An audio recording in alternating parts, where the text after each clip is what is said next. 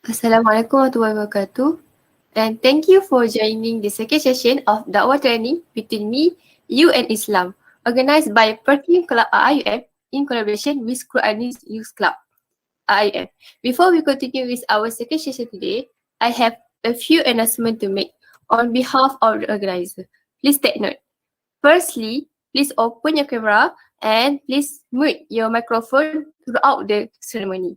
Secondly, to all participants, please fill in the registration form provided in the chat box for start point purposes and to be eligible in winning cash prizes during our cover session later. Last but not least, if you have any question, you may write your question in the chat box and inshallah, I will read it during the Q&A session. Thank you for your kind cooperation and attention.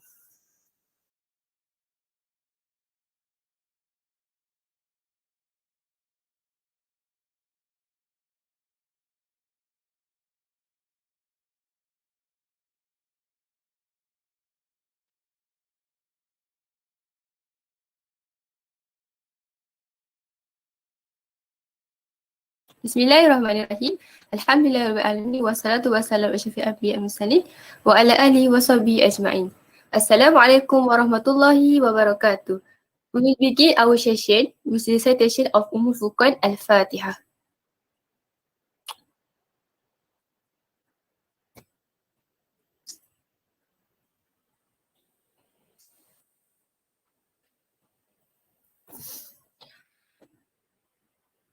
Alhamdulillah, praise be to Allah that today we can gather here in this online platform to participate in Da'wah training between me, you and Islam. For today, I am Izanaja and I am honored to be your MC for the second session. For your information, this program is organized by PERKIM Club IIUM in collaboration with Quranic Youth Club IIUM. We are indeed honored to have our speaker, Brother Robert Tahonyu, with us today as his presence really means a lot to us. Thank you, Brother Robert, for your time and support in attending this program. How are you, Brother Robert? Alhamdulillah, ana bikhair. Alhamdulillah. Selamat Hari Raya. Okay.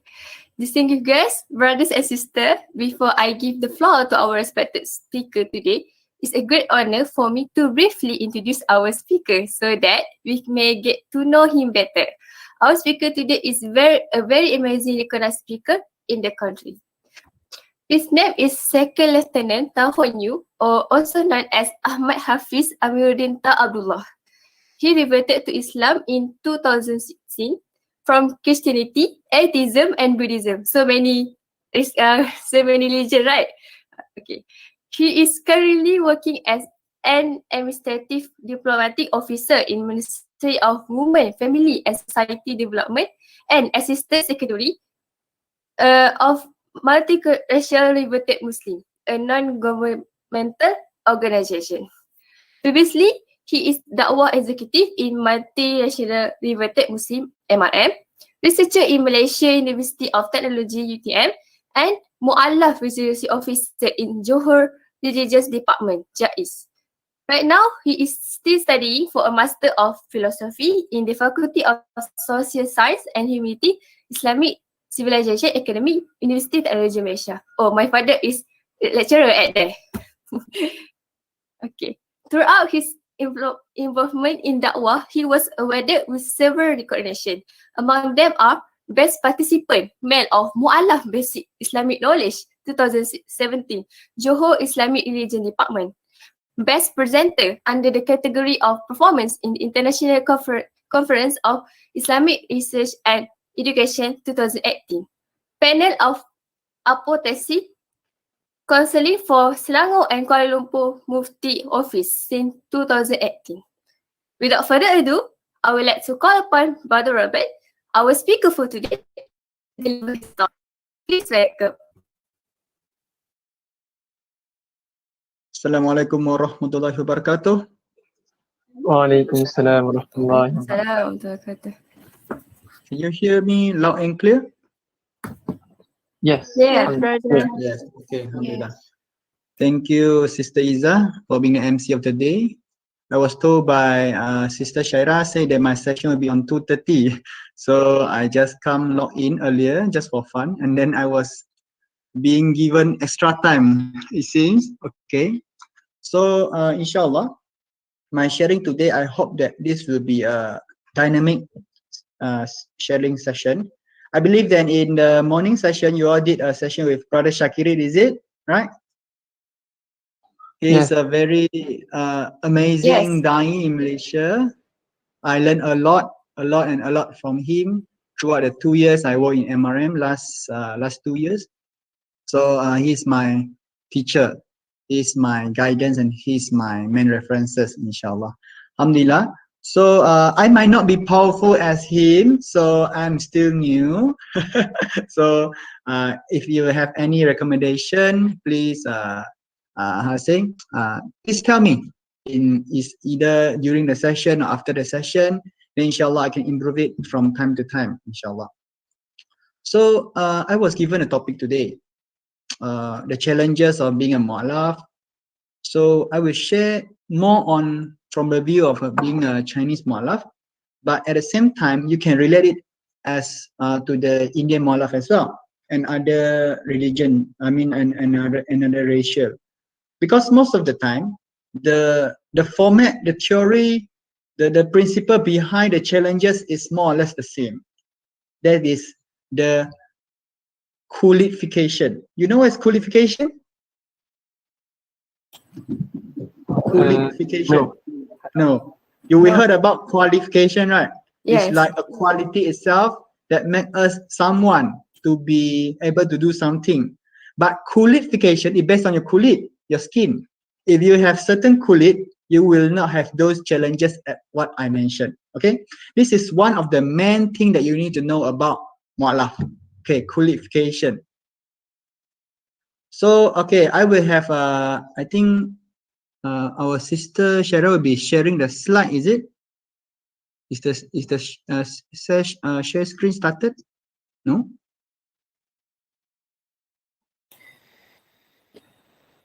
Yeah. No. Can buka video? Handle it? Okay, wait. So while waiting for the slide, today I will be sharing on seven main aspects of what are the challenges that mu'alaf face. Because you all are in a PERKIM club, PERKIM itself is highly related to mu'alaf or highly related to non-Muslim. I believe in the session with Brother Shakir, you touch us about how to engage with your madu, how to have building a rapport with your madu. So, but now for me, I will be focusing on what are we going to understand our madu, the mu'alaf, those converts, or we call it reverts. So if you know what are the things that they are going to facing, they are what they are facing, so you know how to empathy for them. You know what to stand in them. You know what is in to be in their shoes. So you have that kind of mindset. So you know what to handle, how to handle, and you will be more patient, inshallah. So honestly speaking, as a mu'alaf, as a Chinese reverts, sometimes I am in a loss of patience with those Chinese mu'alaf as well. Because sometimes they give me some excuses, they give me some explanation, which makes me feel like, so are you really sincere in the religion of Islam? But this is the main point that I want every one of us to be remember. No matter how annoying the mu'alaf is, no matter how weird the behavior the mu'alaf is, no matter how fantasy that mu'alaf bring up to you, they have something happen in their life. They are facing something we cannot imagine.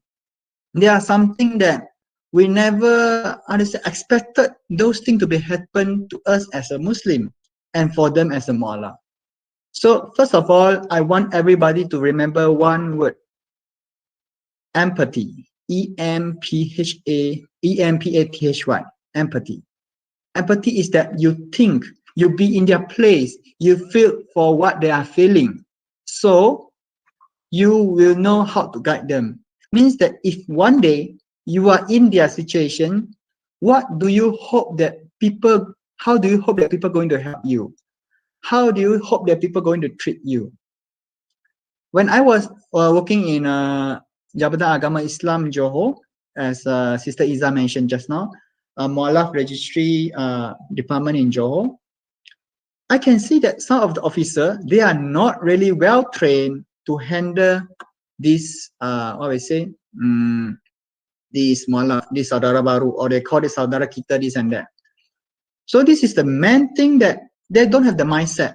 They don't have the right intention. They might not have the what we call the fikrah, the mindset, the way of doing, the everything that you need to have to serve, to guide a mualaf. It is not that much about skill, but the main thing is the mindset. Are we really have that kind of empathy? Do we really that have kind of, how we say, the mindset, the sincerity, the passion to serve? There's a very main thing before I going to touch the every aspect of the challenges they're going to face by mualaf after they convert to Islam, inshallah. So are we ready? Yes. Yes. Yes, alhamdulillah. So we can move on. So I was given a short notice by Sister Shaira regarding that this session will be in English. So every material that I prepare for the audience is in Malay. So okay, so you all can interswitch between the languages, inshallah. So yeah, we can go to the next slide. So first thing, the challenges that being faced by the mualaf is jabaran antara ethnic, which is we call inter-ethnic challenges. Let's say that now I'm a Chinese Muslim, I'm a Chinese convert. So my challenges come from who? Come from Malay, come from Indian, come from Iban, or come from Kadazan Dusun. So these are the main things that are going to change the whole life of being a Muslim in Malaysia. So this is in Malaysia context. So first of all, I mentioned over there, issue perkawaman. Being racist is the nature of human. It's like we human, we are going to fear of something which we are not familiar with. We are going to being defensive with those who are very different from us. For example, like now, you saw some guy who have 3 eyes. You feel scared, of course, because it is different. If this, I'm giving as a great analogy, 3 eyes man and 2 eyes man, they meet each other. They're scared. Same goes to kulification as well. So when one mu'alaf, a guy that doing the shahada, asyhadu an la ilaha illallah wa asyhadu anna Muhammad Rasulullah. By right, no condition, in regardless of any condition, a Muslim should accept that guy who just recited his shahada or her shahada as a Muslim. Full stop. This is theory. But Allah put the mindset, Allah created us in different race, as Surah Hujurat, verse number 13, it talks about we are being created in different race.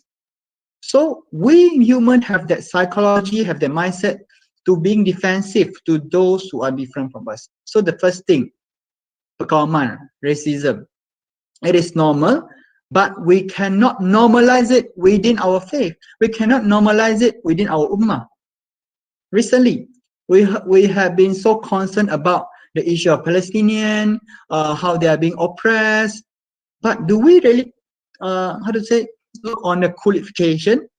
Oh, they are Palestinian, they are not Malaysian, so we cannot care of them. No.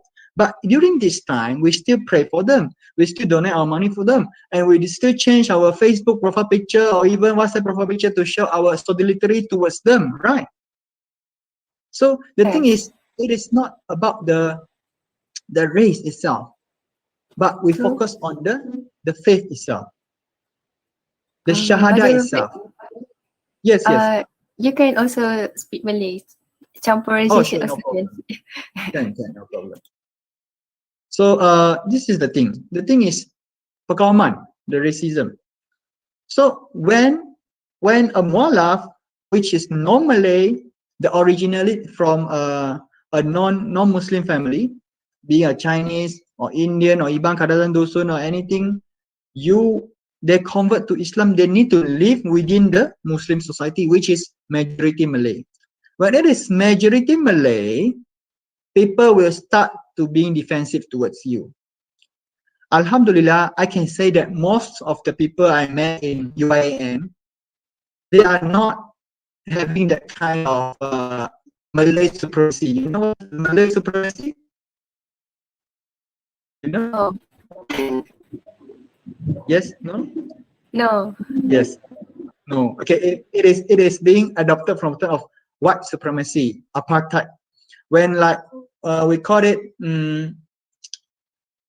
when a race they think that they are better compared to another race. This is so-called racial supremacy. Like in some of the Western country, they think that the white people are more excellent, are more civilized for compared to certain of the races.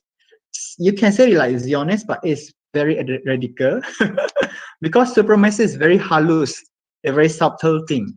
Ketuanan, yes, ketuanan, but ketuanan is very polite. Supremacy is very rude, okay? Something like that. Yeah, at the right track, Siti Masita, sister. Okay, so yes, asobiah, that's the right word. Very UIA people, okay?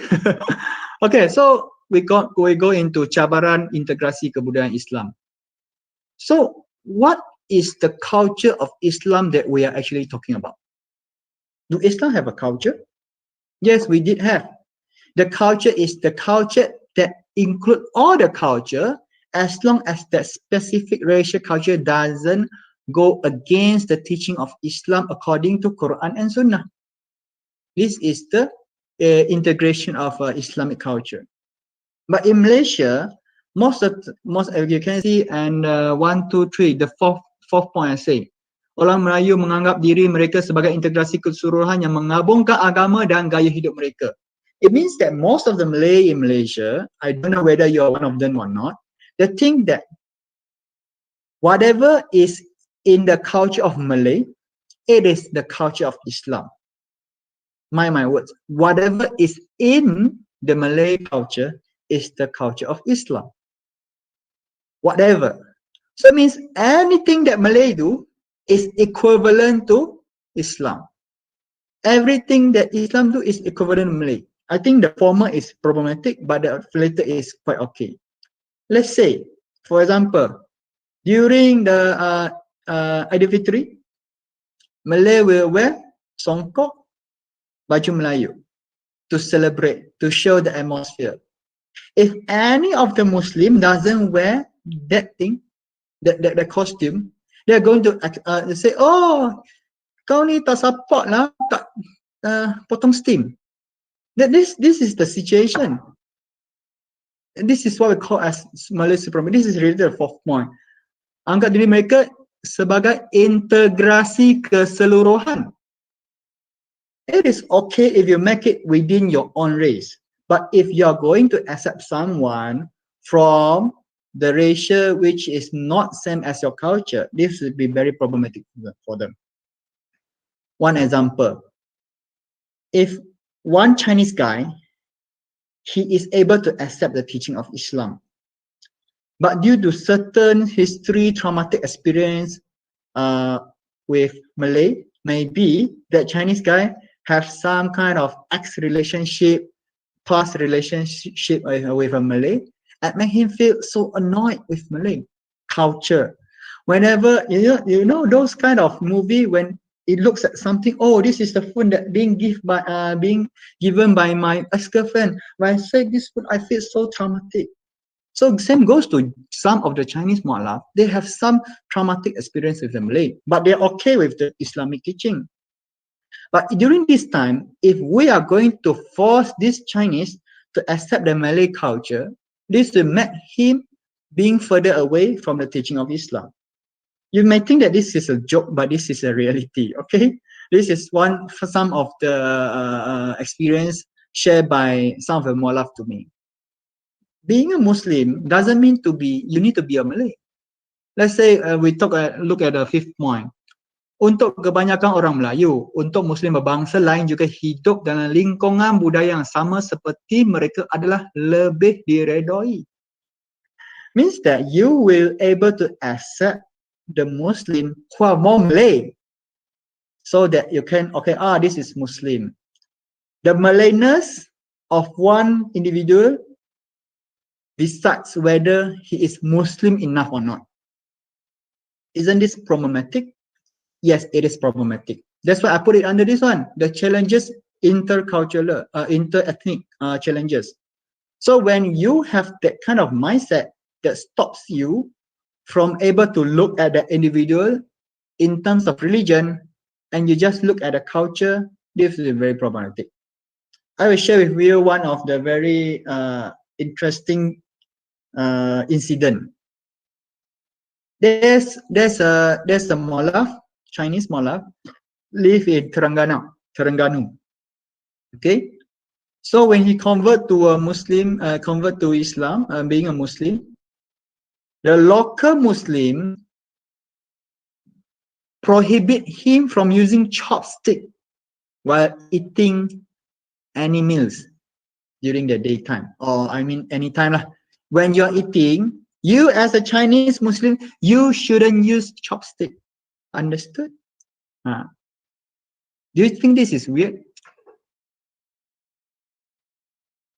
I think it's not fair. It is not fair. Why is not fair? Yeah, because actually in Islam, it's a sunnah, only sunnah. Eating with our hand. It's not wajib. So, we cannot force somebody from other race to do like we as Malay, we eat our hand, right? So we cannot do to other race because they usually use chopstick from little until adults, until he reverted to Islam, right? So I have something to say also. May I? Yeah, sure. So what I think based on what you've talked about is something like, in my opinion, I think it's something like what we call berat sebelah. Is it like somehow they want to show how Malay own it's not like something that you own the Islam, but they want to show like, okay, if you want to convert to Islam, and then you need to do what Malay do, something like that. Yes, it's true. They think that they are giving the best example, qudwah hasanah, to the mu'alaf. But that is not the entire truth itself. The thing is like what Sister Iza mentioned just now. We are going to implement, we are going to share the idea of by eating by using hand. But the issue that I mentioned is there's not just they want them to eating by using hand. They say that you can use spoon or fork, but not using chopstick. Why? Because the people over there saying that if you are using chopstick, as if you are eating pork. So when you are using chopstick, it is haram. So it's haram for you to use chopstick to eat in Terengganu. The new knowledge point for us. So this is very, you can say it is irrelevant, it is very funny, it is very ridiculous, but this is what happened in Malaysia. I will say maybe the people are age of around 40 to 60, the range of age. But the thing is, these people are still alive, you know. Whenever you have some Chinese or Indian, any ethnic, they are going to convert at the age of 40 to 60, they might face such issue. Still, this is the thing. So this is I would say this is one of the biggest challenges for most of the mualaf, most of the convert. Okay, so the thing, another point. Kedua-dua pihak mengenal pasti saudara baru China or even India, another race you can put it, sebagai maksud Melayu. Satu ungkapan yang membawa maksud menjadi seorang Melayu. This is the main mindset in Nusantara, in Malaysia. So this is the thing is, I mean, if somebody who are going to hold on to this thing or be influenced by this kind of mindset, any funny thing can happen. Anything that doesn't follow the way of what our Prophet Muhammad SAW taught will happen. This is very true. Okay, so masuk Melayu.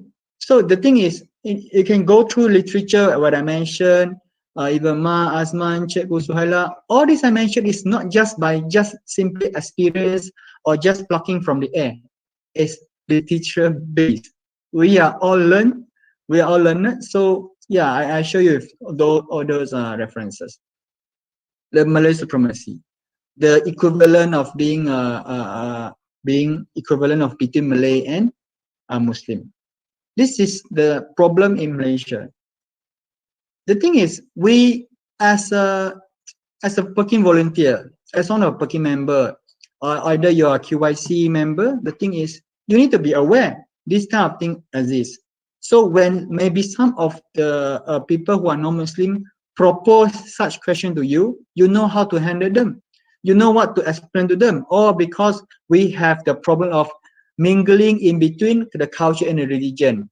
And most of the time, people cannot differentiate what is religion and what is culture. And then they think that culture and religion is equivalent. So from here, you are able to explain to all of your prospects so that they have less misconception regarding the term, regarding the so-called how the Islam should be. Okay, so second page, please. So next thing I will be moving on, still on mindset as well. It is still in the intra-ethnic challenges. Okay. Okay, yes, that one. So my point is, orang Melayu tidak percaya terhadap orang Cina yang menjadi Muslim, menyebabkan mereka menyangkakan mereka ada motif tersembunyi seperti manfaat bumi putra, lesen khas perniagaan, beasiswa ditawarkan kepada bumi putra sahaja. Okay. So maybe I will say in the audience, among the audience, most of you are bumi putras, and then I mean, I don't know whether you all have enough Chinese or non-Burmese friend or not, but this is the thing that which is sensitive in between them. Alhamdulillah, today I'm a Muslim. I know that the ni'mah itself, everything, the blessing is in the hand of Allah SWT. No matter you have the Bumi Putra supremacy or you have the so-called manfaat Bumi Putra, it doesn't stop your rezeki. Or the razak is from Allah.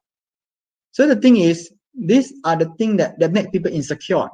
They make people say that, oh, now you are a Muslim. You want to have the identity of being a Muslim to get some benefits from us, right? This is what the intention, the sangka buruk, the negative misconception that people put upon us as a mu'alaf. Well, this is, I would say, this is still normal, but please do not normalize it. We might have lots of people out there who doesn't involve in the field of da'wah. They were trying to be firm that Islam hak milik orang Melayu, this and that, but they forget that Islam is universal. I would say they are not being exposed to the concept of da'wah. They are not being exposed to the true teaching of Islam. Who to blame? We can't blame anyone. We need to blame the one who don't go to explore and learn deeply about what Islam is all about. The thing is, whenever we have that kind of sangka buruk, whenever we have kind of a negative mindset towards other people, the thing will be like that. So why our ummah is being divided all this while? We don't talk. Let's stop for a while in between the ethnic. Even in among the Malays, we still divide. All right. So the thing is, as long as the mindset of negative conception, negative perception is still there, we're going to be based on some of the groundless blame, groundless accusation. This is the thing that will happen. So this is just another perspective, another paradigm for us to look at how our ummah can be so worse when it comes to the trust which is absent in between us as a Muslim. So another point I mentioned, terdapat juga sesetengah orang Melayu memberi satu perasaan kepada saudara baru Cina atau India merasai orang Melayu ada Muslim lebih baik kerana mereka lahir di agama ini. This is the thing that I will say maybe during our modern times, those 30 years old and below might not have such situation. But in those early days, this concept is very, very strong among them. One example, whenever a new Muslim, a mu'allaf, they're going to tell a Muslim who are being born in a Malay family or being born in a Muslim family, okay, Mr. Ahmad, brother Shafiq, this thing that you do might not be so accurate. If you refer to Hadith, Al-Bukhari, this and that, if you refer to Quran. So what will be the response from the example of Mr. Shafiq or Mr. something? You say, kau ni mu'alaf, dengar je lah aku cakap apa. This is the reality. You can't deny that. Even if, okay, I say even if you are someone who is young, you are someone who is just a student in UIA. Whenever your parents or your relative which are more senior, they're doing something which is wrong in terms of religion, you're going to tell them, pakcik, benda ni kan, kalau kita ikut apa yang saya belajar kat sini ni macam ni tau. Sepatutnya macam ni. Apa pakcik dah cakap? You know what, right? So the thing is, same goes to those mu'allaf. So if the mu'allaf is 45 years old and a Muslim and a Malay Muslim maybe is 30 years old, even the seniority surpass the age of that Muslim. They say, oh, uncle, you are still learning. It's okay. I will bring you to Ustad. Ustad tell the real thing. It's real thing. What do you mean? You mean that the Quran that I refer, the Hadith that I refer is not a real thing? So this is the thing that happens all among the mu'allaf. No matter how much you learn, no matter how much you research, whenever you present it to the so-called the originally Muslim, they will somehow look down upon you by any degree. Okay. So this is the thing. Like some people, they are not even, well versed in terms of religion. They do not have the so-called even I would say maybe a degree or even diploma. I did the diploma in Islamic studies and I bring them the facts. This is what my sheikh told me. This is what my sheikh tell me how to use this hukum hakam, how to derive this and that also. I know all these things. When I told this, I share this thing to my friend. They are being defensive. Why? Because qualification, back to our first keyword. Okay. So whenever you remember qualification, you know what mu'allaf are facing. So this is inter-ethnic. So alhamdulillah, I hope that if those who feel terasa with my speech today, that means you're on the right track. Okay. Okay. And this is the thing that always happening among our Muslim society. Maybe you can say, oh, mu'allaf is just a small number that doesn't affect this and that. But you know, if we are able to empower these converts to be in the front line, if we are going to empower them to speak on behalf of Islam, this will be something which is very effective. Because, as I said, qualification again. Let's say a Chinese listen to what a Malay talks about Islam. Kau Islam memang cakap about Islam, Melayu kan. So if a Chinese listen to what a Chinese convert talk about Islam, the thing will be different. Firstly, it's talk in Mandarin. It's talk in Chinese. So the defensive level will decrease. Second thing, the Chinese convert can stand in the position of non-Muslim Chinese. They can understand what are feelings, what are the challenges we face. If you are Chinese, you need to forsake all certain culture which contain the element of shirk. So the thing is, if we can empower the converts of Malay or of the Chinese or Indian or any races they can mention, it is very effective in terms of da'wah. I doesn't say that Malay cannot do da'wah effectively. Remember my words, I doesn't say that. I say that if you can use, if you can use, make the mu'allaf in your team, it will be very effective, more effective, okay? Because after all, the dawah itself is about sincerity. It's about the relationship building. It's about the rapport. If people going able to trust you, so whatever you say, they are very easy to digest, as easy to accept. Okay, so this is the thing. Like, okay, I mentioned the last point for this aspect. Permasalahannya melibatkan isu-isu berkaitan dengan bahasa, budaya, agama dan stigma dianggap sebagai Muslim kelas kedua. So I say, saudara baru This term will be stick forever to a guy who recited Shahada at any age of the time. Example, oh, there's someone passed away. Oh, who passed away? Oh, Mu'alaf. Mu'alaf. But no, that guy who passed away, being a Muslim at the age of 16, and then now passed away at the age of 70. During the age of 70, oh, Mu'alaf, saudara baru. You get what I mean or not? The thing is, if you are a convert, if you are a Mu'alaf, if you being accept the religion of Islam as a way of life, the Mu'alaf, the term, the saudara baru is stick with you forever and ever till you pass away. Yes, as our sister Hanani said, people shouldn't normalize this, but this is very normal. So the thing is, I want everyone to remember this thing. Betulkan yang biasa, biasakan yang betul. This is the term, this is the thing that we need to be aware, at least among us. Biasakan yang betul dan betulkan yang biasa.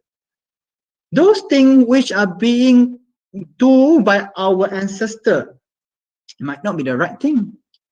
Those things, or even those things when taught by our teacher, might not be complete the right thing as well. Everything must be based on Dalil and Nas. You must have strong references. I mean, if you want to talk about Mu'alaf, all the Sahabat, all the companion, radiyallahu anhum, are all Mu'alaf, saudara baru. So, who are we as a Muslim to look down upon someone who accepts the religion of Islam with the heart of sincerity? Whether they are sincere or not, we cannot decide, but Allah said it is sincere, so we need to bersangka baik, we need to have the positive regard, so that they are sincere. That's one of the story that the Umar killed someone who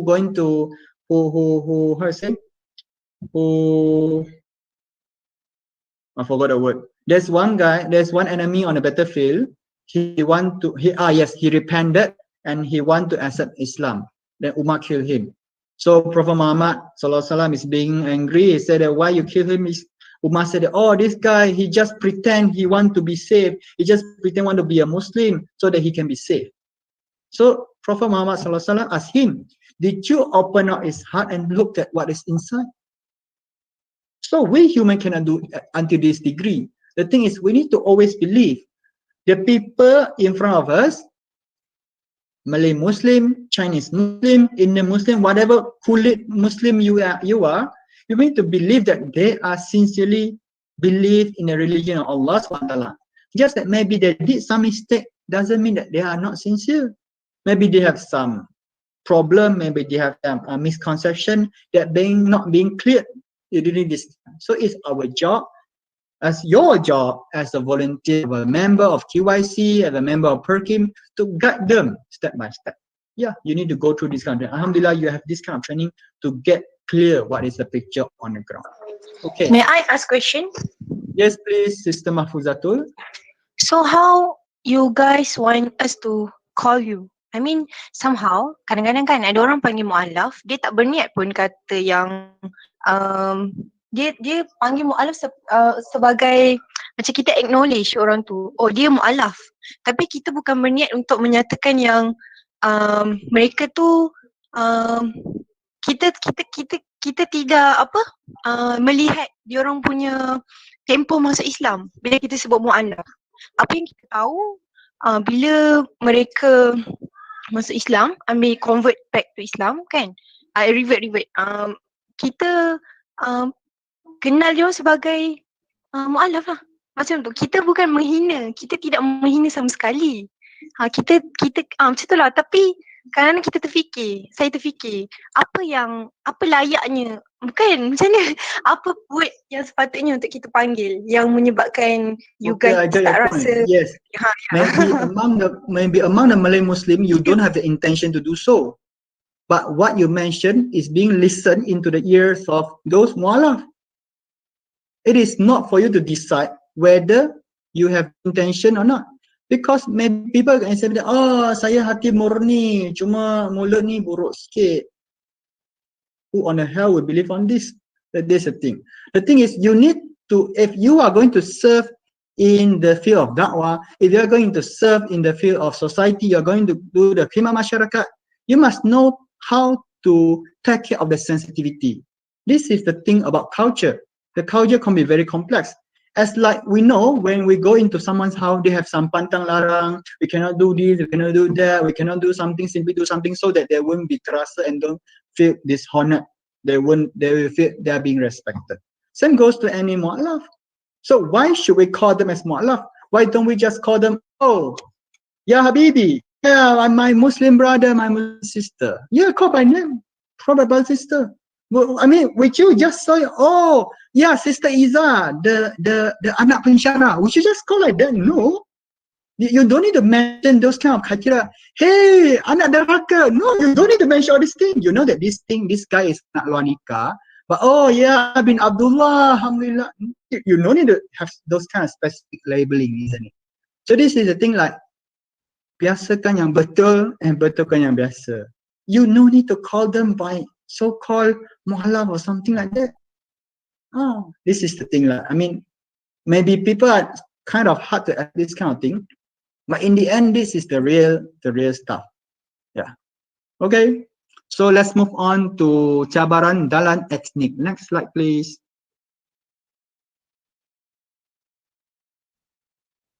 Okay. So although what I share over here is content about the Chinese, but you can generalize it to Indian. Because the theory itself, the whole structure is more or less the same. So the first thing, pelbagai aspek hidup diimpak secara drastik dan banyak keadaannya adalah negatif. So let's take an example. Imagine that you are going to study overseas abroad. You are going to study in let's say London, Japan. You are so hard to getting your halal food. You are so hard to get a place for your solat. You are so hard to find a good place for your solat Jumaat, this and that. Same, this is the situation which is same for all those those convert as well. For example, in terms of food, in terms of lifestyle, in terms of their attire, in terms of daily communication, in terms of socialization, is everything changed and being same and negative.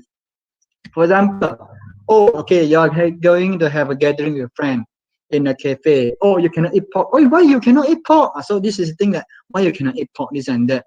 I mean, this is a thing, like those kind of hukum hakam might be seen as very normal in terms of us as a Muslim. But for those new converts, they are facing some period of changes to adapt to the new lifestyle. You need to wear long sleeve for the Muslimah. You need to wear your hijab. You need to read Bismillah before you eat. You cannot touch any female opposite sex which are not your mahram. Hey, what is mahram? So you see, those kind of context which is very new, they also cannot. Semua tak boleh. So this is thing like this, very negative. So second thing, bersedia untuk menerima perubahan identiti, sama ada terpaksa ataupun rela, seperti makan tak biar lama, makanan permainan, perayaan dan sebagainya. So let's say the Christmas celebration. Maybe some people, they say, oh, Christmas celebration is just another cultural thing. But if we look deep down into the Christmas itself, it is not just cultural. Maybe we have some of the mufti saying, oh, this is haruslah, haram lah, tak boleh ucap inilah, selama hari Natal cannot, this is haram, you need to taubat, this and that. So, you know, as a new Muslim, they're so confused, why you cannot say even Merry Christmas? Is this a big sin? Oh, so they need to understand a lot of things before they can understand you cannot say Selamat Hari Natal. They have various views, this and that. They need to understand what is in between mazhab. They need to understand what is usul fiqh. Even it is very complicated for a Malay Muslim. But for a Chinese Muslim, we cannot understand all this Arabic term. What is fiqh? Fiqh, what is that? So these are the things that internal in between the race itself, they have too much thing to explain to their people, to the people of the same qualification. Okay, so tidak mendapat penerimaan dari keluarga dan kawan yang berbangsa Cina. This is very common. As I said, related to the masuk Islam, masuk Melayu. As long as you, as a guy who accepted Islam, they see you as, you are Malay now. You want it or not, you are Malay now. No matter how Chinese you are Malay now. You celebrate Chinese New Year? No, you are Malay now. I don't care, you are Malay now. You see, this is the concept that being put onto those Chinese Muslim. Maybe even Indian Muslim as well. Maybe he's still wearing those Indian traditional costume in a halal way. It's an Islamic way. So in the end, the thing is, you masuk Islam, you Melayu. So this is a very simple, direct accusation being put onto those people. So this is the thing. So this is dijadikan buangan sosial dalam kedua-dua komuniti Cina dan Melayu. So same goes to Indian and another thing as well. Why I say buangan sosial? So if we are going to refer and the last two slides I share, it talks about some of the Malay think that Chinese masuk Islam nak manfaat lah tu, kita tak nak terima dia. Kau ni Cina. Okay, so in the Chinese, Cina masuk Islam nak masuk Melayu lah tu, kita tak nak terima. So it becomes, so I call buangan social. This is being proposed by the idea of U and Lam. This being forsaken by both the society. So this is very serious lah. But during this time, a little bit more serious lah. Okay, next slide please. Next slide. Okay. Is it next slide? Okay. Perlu berusaha untuk mendapatkan identiti Muslim ada di China. Mereka terturunkan dalam diri mereka secara fizikal. The thing is, as I said, if I recited my Shahada, I should be a Muslim, no doubt. And you see that I got Mata Sepet, I'm a Chinese, no doubt. I can speak Chinese fluently. But the thing is, I need to prove that I'm a Muslim. I need to go and join all the activities in the masjid. I need to go join all the cultural activity by the Chinese club, this and that, society, to prove that I'm a Chinese. You see, sometimes the thing is, whenever you convert your identity, either religiously or culturally, you need to earn it. You need to earn it. It's not like, okay, now I born in a Muslim society, I'm a Muslim. No, it's not as simple as that. The third thing, menandakan bahawa mereka telah meninggalkan asal-usul mereka, mengkhianati tradisi, tamadun, budaya, warisan nenek moyang dan hubungan kekeluargaan. This is very clear. Whenever you are a Muslim, you are being seen as this thing. Asal-usul tak nak, tradisi tak nak, tamadun tak nak, budaya tak nak. Kau ni tak nak jadi orang Cina, nak jadi orang Melayu. Pergi mampus kau. This is the thing that being always in the mindset. This is the thing is how they are going to face with. They want to explain, I'm a Chinese, I'm a Muslim, but I'm still a Chinese. You should respect my Chinese identity. This is the thing that are then going to tell to their Chinese society. But the thing is they don't believe. This is because of the idea of masuk Melayu, masuk Islam, masuk Melayu. So the last thing will be on the pertukaran nama. So most of the time, people will ask me, kamu Muslim eh? Apa nama Islam? Nama Islam saya Honn. Tak, nama Islam. Islam Honn lah. Tak, nama Islam. Ada Islamic sikit tu. Okay. Do you mean Arabic name? Okay. Nama Arab saya Ahmad Hafiz Samiruddin. It sounds more Islamic, isn't it? So this is the main issue as well. So we must understand that the name of Islam, the Islamic name is the name which is good name. I just take a few examples from our Sahaba. What's the name again? Salman Al-Farisi. Is that the Arabic name? No. It is, if not mistaken, some kind of Ethiopian name. It's not Arabic name. So you are saying that our Sahabat name is not Islamic? Oh, interesting. So this is the thing that, you see, you must know the culture of Chinese. The name itself brings lots of meaning. Ta is the name of the family. Honn is the name of the generation. You is my name. So Ta Honn itself tell the whole nasab of me, tell the whole lineage of family of me.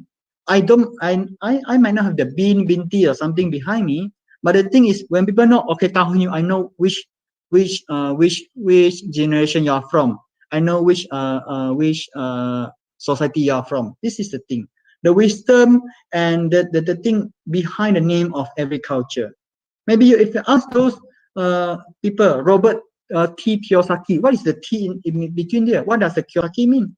So those are the things that we need to be culture sensitive to understand what are the culture all about, and not just asking what is your Islamic name. Kau ni bukan itu nama Cina, nama Islamic apa? So this is the thing where this will feel offended. And then from time to time they say, oh, okay, now I'm living in a time where people don't understand Islam. So this is a thing that the challenges internally and externally. So if I going to conform with the society of Muslim, okay, I change my name, it's okay, I change. My name is Ahmad Hafiz Amiruddin. Okay. So in my IC, Ahmad Hafiz Amiruddin, so when people say that, oh, are you a Chinese? Okay, oh, you're a Muslim. Hey, I heard that people being a Muslim they change your IC. Okay, oh yeah, and then I show my IC. Oh, sudah jadi Melayu. Oh, tak boleh lah, Islam tak boleh pakai. So you see, this just because the name issues, it stop people from going to know more about Islam because of loss of identity. You know, maybe you can say that, oh, the cultural identity might not be important. It doesn't contribute to taqwa and iman, but it stops you from the path of taqwa and iman. This is the thing. People will stop learning from that. Okay, next slide, please. So after all so long, next slide, please. So after so long, I talk about 4 slides about the intercultural and internal cultural and intracultural challenges. You can look at this slide regarding the whole diagram that I constructed. Is that okay? So yeah, Saudara baru Cina at the center, they are going to intersect with the right hand side, Cina bukan Muslim, and left hand side, Malay Muslim. So they need to show that they are culturally Chinese enough to be accepted as Chinese, and then the Chinese will still reject them because they are so Malay. Okay, so the Chinese need to be more Malay to be accepted by Malay. So in the end, because they might be not Malay enough, and then being rejected by Malay. So you can see that Chinese Muslim, or even let's change to Indian also can. It is very a sandwich individual. You want to be like that or be like this? If after you being a Chinese, Malay say, you are not Muslim enough. And if you are being more Malay, the Chinese say, you are not Chinese enough. So in the end, what should Chinese Muslim do? So don't do anything. Be yourself and then learn how our Prophet Muhammad lived, and that's all. If in situation you need to change, you need to be flexible. Okay, you need to be smart. So this is the first part of my sharing. So second part. Next slide, please. Okay. So whatever I share over here, individual challenges is more on the mindset of being a Muslim. This might be related of some of the things that I shared before. Okay, for example, this one, identity tambahan. They're being seen as pendatang lewat, tidak sahih seperti mereka yang telah lama berada di dalam keluarga yang mempunyai tradisi Muslim. This is the thing that have been mentioned during that time. But this is the thing is, some of the Muslim, the converts, they will believe this thing.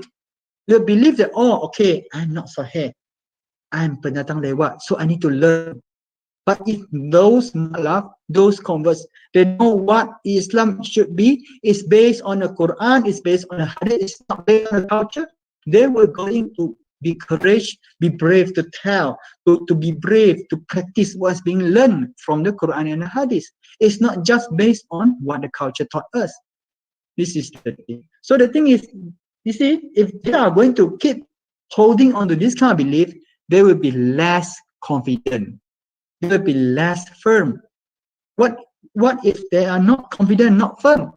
Whenever challenges come, they might leave Islam. Whenever some people ask them to do something which is not related, which is contradict to Islam, they will do. Because what? Because you don't build their confidence. So as a volunteer of PERKIM and QIC, you need to build the confidence of those malah.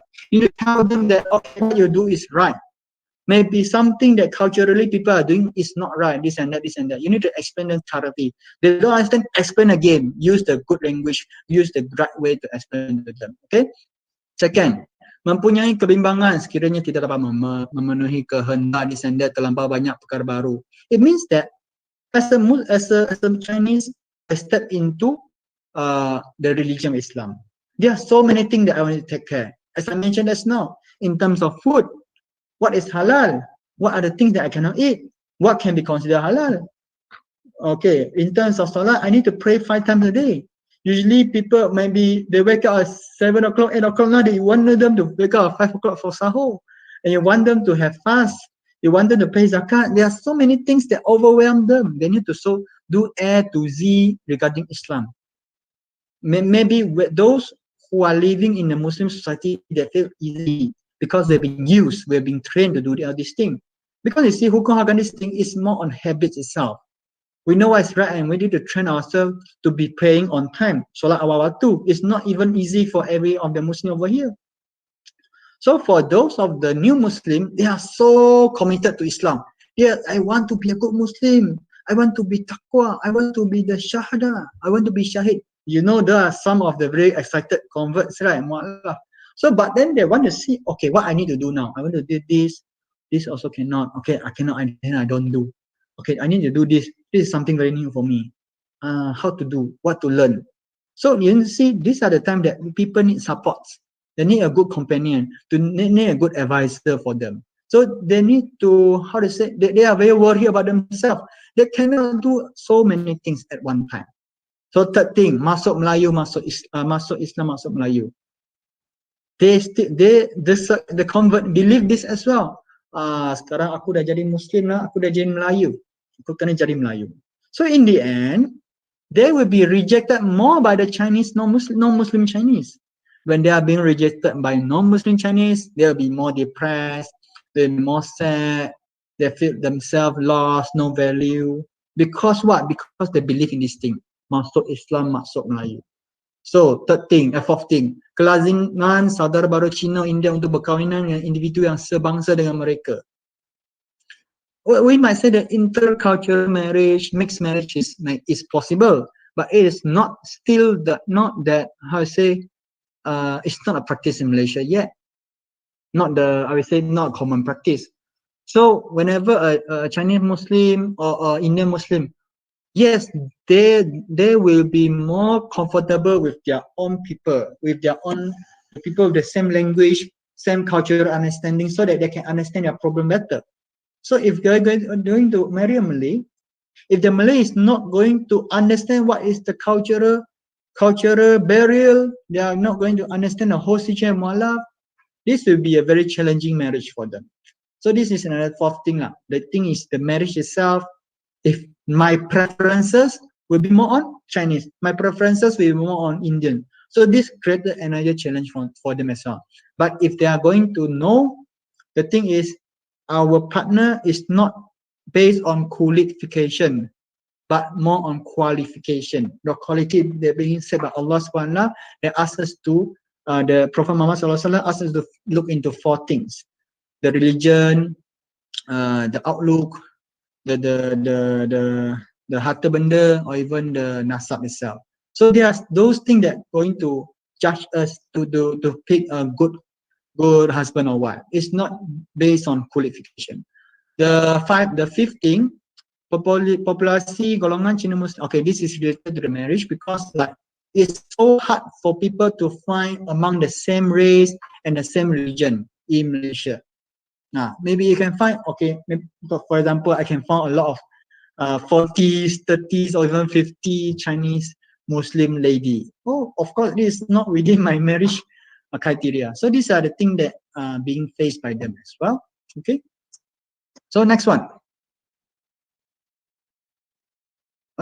Sister Iza, how many time left? You have time until the 3:40. 3:40. Okay. So cabaran luaran. So I will talk about external challenges. Diabai dan ditinggalkan oleh pihak berkuasa yang menjalankan proses pengislaman mereka. Isu penama saudara baru. I don't want to put a blame on anyone else because I'm someone who being worked in Jabatan Agama as well. So I know what are the kekangan, what are the difficulties, the drawback being faced by the authorities. But this is the thing that as an authority, we need to think, how can we improve the situation of Mu'alaf? How can we follow up with them more often? How can we get them into the religion of Islam? How can we let them know what are the problems that they are facing right now? Okay, so proses pengislaman, maybe you know, being a Muslim is very easy in Malaysia. You take a form, cari dua saksi, tanda tangan, isi butiran, submit, baca syahadah depan pegawai. That's all. That's that easy. You might need maybe just 10 minutes, you can be a Muslim. I mean, legally in terms of Malaysian registration. But what about those things after this? You have challenges. You are being chased out by your family. You are going to divorce your wife. Or maybe your wife is being divorced by your husband, or you want to divorce with each other, things like that. If you are children, if you are a teenager, you are being chased out by your family. You don't have any place to go. Who are going to take care of this thing? So I wouldn't say that 100% authority is not going to take care. They did have the efforts, but we need more comprehensive solution to take care of these people. We refer to our seerah. Those who hijrah migrate from Mecca to Medina, the Muhajirin. So they have an Ansar over there. They say that, okay, you can stay at my place. I provide you with food. Or even some cases, the Ansar, they have two wives. They say, I divorce one wife, I give you another wife. These are the real stories that happen in the seerah. We have the Ansar that support our Muhajirin completely, fully. And this is the testify of their faith. This is how our seerah taught us. This is the faith of the early ancestor. This is the thing that we need to look deep down into all this kind of authority, this and that. If you're going to refresh what I mentioned just now, cabaran inter-ethnic, cabaran intra-ethnic, do we as a old Muslim, as the original Muslim, play the best role to being Ansar, to support those Muhajirin?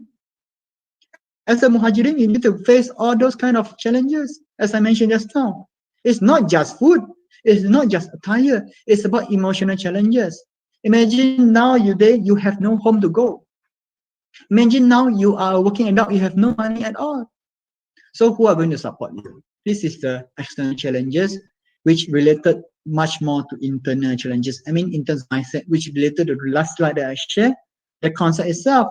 If I'm not going to be confident with my religion, with my choice as being a Muslim, I will not be able to being firm in this religion. So in the end, murtad, apostasy.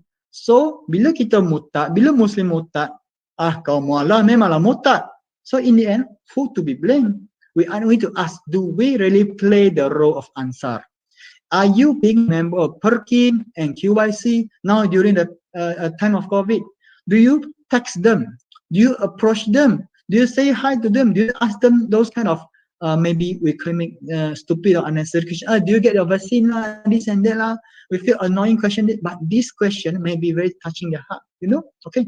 So next one, the cabaran kekeluargaan. Next slide, please.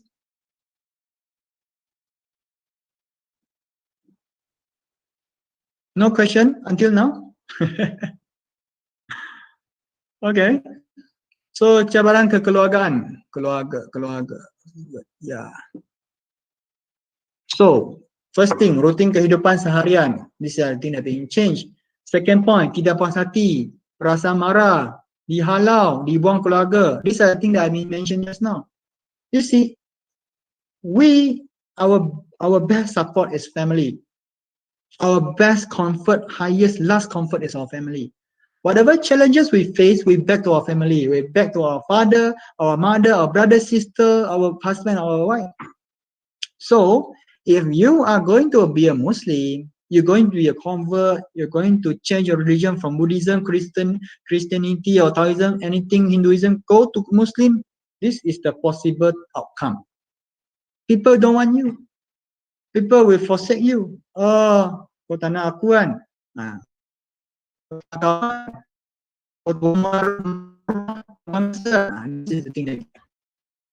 This is the thing like, how are we going to help them? The thing is, those people who have been supporting you throughout the years, 20 years, 30 years, 40 years, now they are going to be your enemy. They are going to go against you. Whatever you do, they are going to devalue you. For example, there's one guy, monthly, he gave her mother, I mean, the one guy is a Chinese convert, he gave her mother 2,000 Malaysian ringgit monthly for the family support. So the mother won't say anything. But if the daughter or any upper, what I call Muslim brother, which is a non-Chinese Muslim, give the mother 300, 500, the mother will be so happy. But the son, who is a Chinese convert Muslim, give 2,000 to the mother will just stay silent. If you are that guy who gave 2,000, what do you feel? What do you feel? It's not just sad, it is heartbroken. Heart sank. I mean, anything you can mention. The thing is not just those kind of physical halal. It's not those kind of physical even verbal things. It's more in the emotion wise. The thing is, you are not being recognized by your own family. No matter how great your achievement is, your original family will not support you at all. Because what? Because you are Muslim. Because you masuk Melayu. This is the family challenges. You see, I'm touching on the emotional part. The emotional thing is the greatest challenge for the mu'alaf. Money may be just another small thing. Maybe those people, they have their job. It's not the big challenges. But in terms of how people are looking down upon you, okay, let's say that if the mother or the parents love the children who convert to Muslim, the relative will come, the extended family come. Okay, you got a Muslim children, you got a Muslim son. Very kesian. Sudah macam tak ada anak. So this is the thing they're going to say. Yes, they don't have facts. They don't have proper evidence. But the thing is, as long as you are a Chinese Muslim or Indian Muslim or convert, they have something to pick up upon you. Okay? So like, you see, dia akan ada ruang untuk cari salah. Even how little small mistake or even no mistake you made, they will say that you are the biggest mistake ever in your life. Okay? So next thing. Next slide.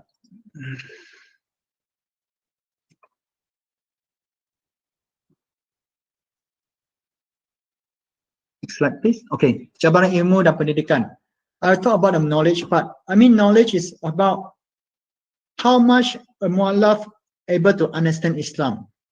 How much mu'alaf able to handle the daily life problems. For example, are we Muslim allowed to go to a vegetarian restaurant to eat? And this is some of the problems being faced by them. So these are the things like, so for some of the vegetarian mu'alaf, they're still having times to change their lifestyle.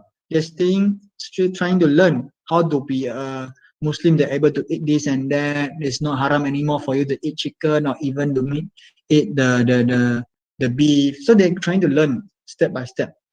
But if there are someone who is being radical, kau ni dah jadi Muslim, tak boleh lah jadi vegetarian, haram jadi vegetarian.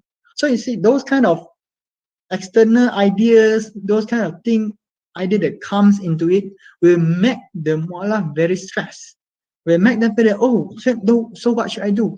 I do this also wrong, I do that also wrong. Anything I do also wrong. So that they don't have the appropriate knowledge, appropriate way how to handle the daily comments, critiques from the others. For example, we're going to take wudu. What are the compulsory part? It's the face, the arm, our hair, and our feet. This is the 4 parts that we know the wajib, the compulsory. So if some of the new Muslim being taught, okay, you just do the easy part. So if he go to masjid, he do like this, okay, he do just 4 parts. Okay, some of the Muslim will look at, oh, Kau tak cuci telinga ke? Kau tak kumur ke? Macam mana dengan hidung tu? And this and that. So people have been confusing regarding what is sunnah and what is wajib. When you are going to handle, we're going to entertain a Chinese mualaf or Indian mualaf or any mualaf you want to say, you need to teach them the basic thing. You don't need to push them for the sunnah. You can encourage them to do. You can empower them to do all the sunnah, prayer, this and that. I just take example of wudu is very easy thing. Kau tak puasa 6 ke? Rugi ke? So you see, mualaf just finish 30 days of fasting and you're saying such word to them, what do they feel? So this is another thing. Another case is on the classes. The classes that being provided to this mualaf might not be effective for them. So if you have a chance, you should go to those classes and look at what they are learning and try to compare and try to imagine, does the thing that being taught in the class able to help them in the daily application? Okay, so these are the things that I shouldn't comment further because they have their own syllabus planning up until Bengara approve this and that. I don't know, maybe they think this is the best thing for them to teach to the mualaf, so they have to say. I have no authority. Okay, so whenever mualaf they don't have a comprehensive understanding, they will not able to handle the problem better. So if they are not able to handle the problem better, they will feel, oh, Islam is so hard to practice. You see Christian so easy. You see Christian Buddhism so easy. No hukum hakam one. Everything also can do. So the thing is, if they're able to understand the Islam itself, they won't feel that Islam is very hard. It's just a matter of people have the freedom of choice to follow or not. This is another perspective that we need to look deeper into it. If they don't have the proper knowledge, anything will go wrong. Okay, so like another side factor, for example, the timing of the class doesn't match them. Alhamdulillah, now today we have more online platforms. Maybe like, for example, in Johor, they have an online learning session with the mualaf, this and that, which is very good. So if we can have all these classes digitalized to have ease of access, people are able to learn more and learn deeper about religion. Alhamdulillah. This is a thing that we need to focus. So yeah, I think that's all for this slide. Next one. Okay, next slide. Is the last slide. Cabaran kewangan. So financial challenges might not be applicable for most of the mualaf. Because some of them maybe have their own job, but if you see, as I mentioned, kehilangan pekerjaan secara tak langsung menjadi mereka tidak hadir ke kelas. Hilang pekerjaan. Let's say this guy living in Taipei, a majority non-Muslim Chinese society. If he's going to accept Islam as the religion, their boss might not like them and even hate them and then buang kerja. So he can be so used to be in a Chinese society, to speak in Chinese, to work with Chinese, to work anything related to the Chinese thing. So suddenly they have no job. They need to work with Malay, maybe they need to serve in a Malay restaurant. But the problem is they can't even speak Malay properly. So how are they going to hire someone who cannot, not able to speak Malay to work with Malay? You see, this is the language barrier. I would thought, I mean, not those like us who went to university. I mean, even those who went to university, they still cannot speak Malay properly. So kehilangan kerja in terms of they lost their working opportunity, this and that. It is kind of normal, but then we should look at the thing like, what are the sumbangan kebajikan we're going to help them? We are not just giving them fish, but we are going to teach them how to fish, how to get their own fish. So these are the things, ugutan, hilangan sumber kewangan, dibuang keluarga, majikan bermasalah, this and that. Because some of the people, they are working with their own family business and they never worked with any other one before except their own family. So if they are going to being chased by their family, being fired by their own boss, they have no way to go and they don't know how to start. They need a period of changes They need a period to adapt themselves to the new working environment, this and that, to even learn our new language. So these are the challenges that are being faced by the Chinese Muslim.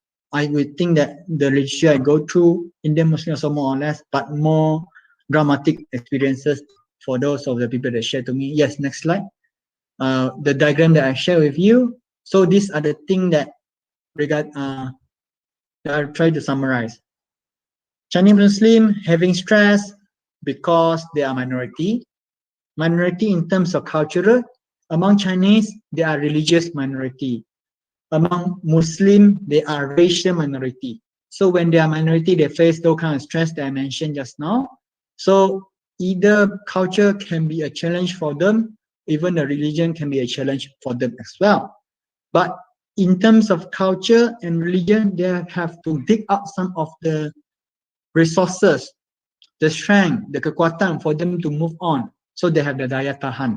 So in terms they contribute for them to facing all this stress. Okay, I think that this is good enough for me. So inshallah, I wish to have more interaction session with all of you. Okay, my sharing is until here. Okay. So, sorry, I'm just baru keluar daripada atas. Okay. Thank you, Brother Robert, for a very informative talk just now.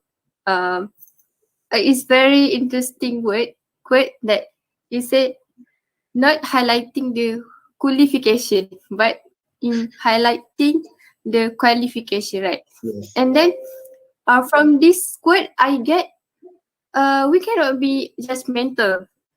We need to avoid judgmental towards especially towards our brothers and sisters who just convert to Islam, right? So like because judgmental can affect somebody or some groups very badly. Yeah, like just like Brother Robert described before this, right? Okay, so anyone to share something or add on, or want to comment something? I have a question. Oh yes, okay. Okay.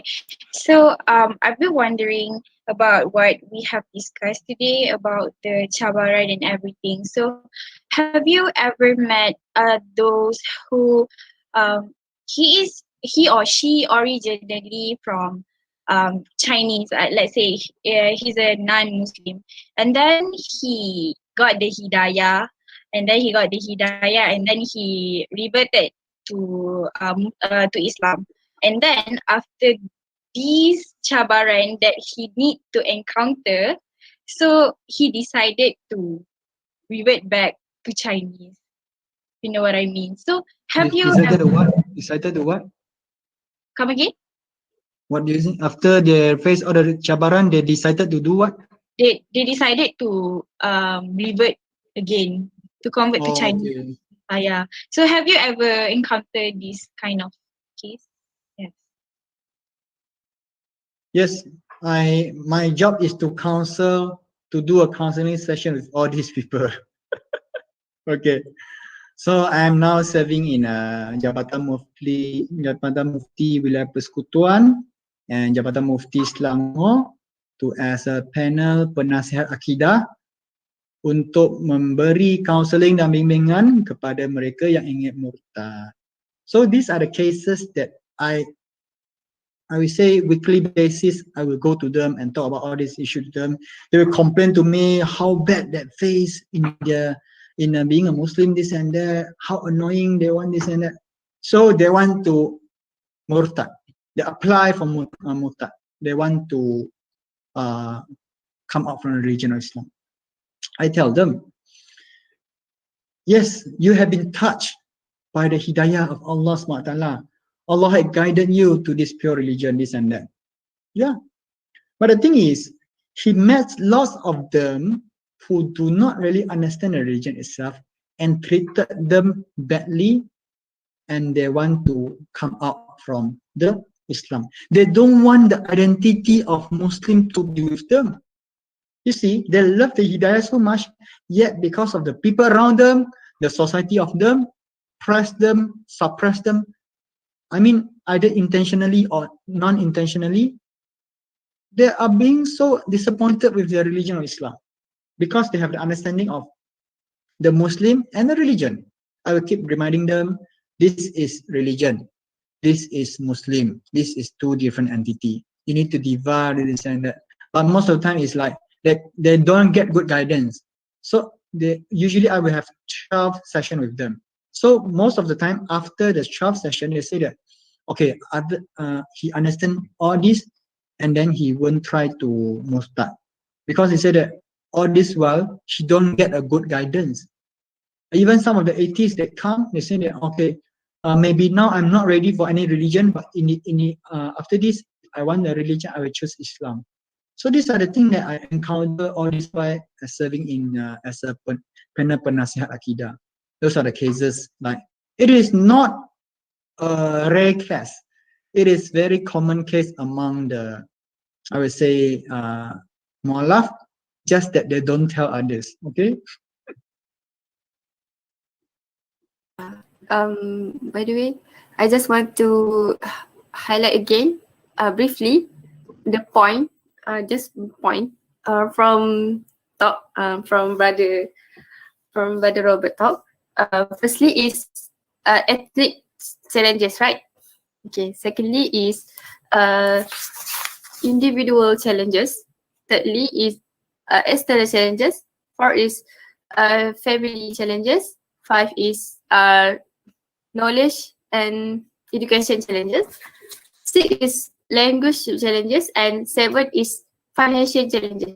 All of you get it?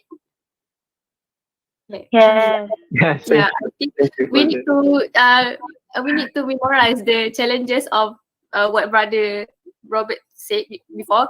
So we cannot just be judgmental, or we cannot so we can remind ourselves to not being bad or track back to our brothers and sisters who got it in Islam. So before we proceed to Q&A session, I would like to remind all participants to stay until the end of our session. And the feedback form we will give later, which is required to be filled in. And we also have Kahoot session. So the Kahoot session also have winner. So wait for it, okay? I now open the floor for the question and answer session. Participants may unmute your mic and proceed with your question. Don't forget to mention your name as well. You can also put your question in the chat box, and I will read out the question given. So basically, there are already many questions in the chat box. Firstly is they are very interested in this topic. Yes. Very good. Okay. Firstly is, how would Brother Robert respond when a non-Muslim knew that Muslim cannot eat pork and said, "You just eat that pork. Your God will not know about it." So most of the time, people who ask this kind of question have two intentions. Whether they are playing with us, they are trying to disgrace us as a Muslim. So you have two ways to answer them: to answer properly, or to answer the same way that he asked us. Okay, I'll share about the properly way lah. Okay. Okay, the proper way is, okay, my God is very powerful God. My God is all-knowing God. He know everything happen on this earth. Is either any leaves that drop down from the tree, or even any hair that drop down from your head. So my God will know everything. Okay, so this is my faith to attend the ihsan. So from there, the ihsan you try to explain. Ihsan is like, you know that people is watching you. So that this is my faith, this is my sincerity. I need to prove that to my God, I am a good servant, so he can trust upon me. So I try my best to do. And this is the thing that we can answer to them. So this is a proper way. Second way, if the people who are asking you have boyfriend or girlfriend, or you have a husband, saya bawa kau pergi pelacur lah, jom kita pergi main perempuan, nak? Isteri kau tak tahu kan? Tak apa. So same concept to that. So this is the thing that we can, if we can sense that the people is going to disgrace us, we disgrace them back in a halus way lah. But I don't suggest to use this unless it is necessary, because as a Muslim we need to preach them by using the way of hikmah. Hikmah doesn't mean that we need to be soft all the way, but we need to know the words that you put upon me, I will put that upon you to make you feel the same as what I felt. So in the end, they will not try to challenge us back. So you see, some of the time they ask us this kind of question. First thing, they want to know the real reason. Second thing, they just want to make fun of us. So if you want to make fun of me, I will make fun of you too, but not to your God. Because what Quran teaches is, we don't make fun of others people God, so that they don't make fun of our God.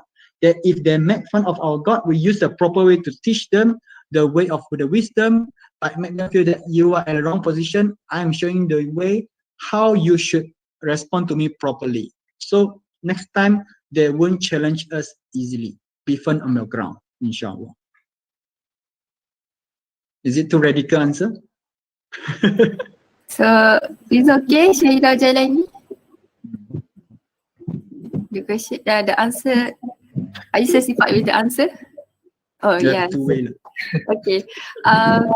So the next question is from Masita Mustafa. Assalamualaikum Badata. Thank you for the eye-opening explanation. I would like to ask how to attract non-Muslim who is already satisfied with their religion, Buddha, Hindu and so on, to Islam. If they, how I say, we want to attract them, it's through our own personal conduct, through our own behavior. This is one thing. So the thing is, you see, there's one saying in Malay, tak kenal maka tak cinta. Maybe they know a lot of regarding their religion, so but they don't have a proper knowledge regarding Islam. So like even we talk about wudu, we wash our hand and face 5 times a day. So this is one of the way for us to protect ourselves from the COVID. So if people Muslim macam tu ke? Wow, macam tu. So it's like they don't know deep enough about Islam. It is our responsibility to share with them the beauty of Islam. It's not just about hukum hakam itself, but the reason behind the hukum hakam, the beauty of Quran itself. So you see, if let's say Buddhism, Hinduism, and so on, they have their own scriptures, but their scripture is very unreliable. So if we are going to point out how unreliable their scripture is, they will get angry. Okay, but there's another way to make them accept Islam as well. They will ask, so you said that my scripture is not reliable. How about your scripture? So it's either we want to start from a negative way, or even from a positive way. We can share with them the beauty of Islam, or we can share with them what is lack of in their religion. But the better way is we share with the positive one until they are really comfortable with us. We can discuss deeper about each other's religion. Then we can start to point out, Mutu, what do you think about your religion? Let's mention something like this. Don't you think that this is so from there you can go for deeper discussion. Yes. I hope that answer the question. So are the answers okay to Masita?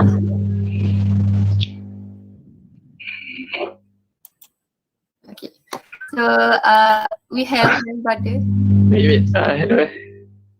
Bismillahirrahmanirrahim. Okay. Okay. Okay, Bismillah. Okay, so before we proceed with more questions from the chat box, I think I want to talk a bit or ask question here. Can? Okay, but before that, Brother Robert, are you okay, or do you want to take a break first? Are you tired? Okay. I think I want to add on Sister Masita question. So regarding the Chinese auntie, if she doesn't like hearing about Islam, if you are close enough with her, you can confront her softly. Auntie, saya perasan auntie macam kurang senyum lah dengan bila saya cakap Islam ni. Apa sebenarnya? So during this time, we come as a close friend. we come as a trusted person to the auntie. Dia say, auntie tak apa, auntie cakap dengan saya takkan cakap dengan orang lain. Sebab auntie, saya percaya dengan auntie pun percaya dengan saya. So during that kind of time, like you need to build that kind of safe sanctuary. You need to build the kind of trusted place, trusted area, so that people willing to share what is in their heart. So it is normal for people to don't like about something, but we need to know why they don't like. So for us to know why they don't like, we need to have the good trust. We need to make them open to them. We need to declare, okay, auntie, you can trust me. Ini perbincangan kita sahaja. This is the thing lah. So Sister Masida, is it okay? Yes, have good rapport. Yes. Yes. Before that, Brother Robert, are you okay? Okay with Do you want to take some time to rest a little bit or to drink water? No, it's okay. Up to you. I follow the flow of the majlis. So how Shakir? Okay, Bismillah, Brother Robert. Okay, first of all, I think I would like to thank you for the amazing sharing of experience just now, since 2 p.m. just now, and it was really interesting. So I have a question. Maybe this is it's not like a general question, it's a maybe personal question, but I think I'm curious to know. So like ever since you became Muslim, I'm wondering, like, what is the best thing about being Muslim? Personally, what is the best thing about Islam or about being Muslim in your view, or personally, in your personal experience? Okay. So personally, for the best thing for me of being Muslim until now is I have a place to submit myself. As you know that during the prostration, during the sujud, we submit ourselves to Allah subhanahu wa ta'ala. Physical, mentally, emotional, spiritual, or even socially, everything you submit to Allah during that moment. You might have stress, trial, challenges in your life. It is normal. People make you sad, people make you disappointed, people make you angry. All these people are very problematic. But if we know that Allah subhanahu wa ta'ala, He is the all-powerful God, He able to do anything and change people's heart.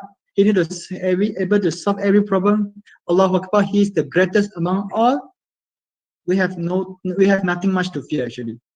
Like if I know that I have such place to submit myself, I will be able to enjoy the moment of peace.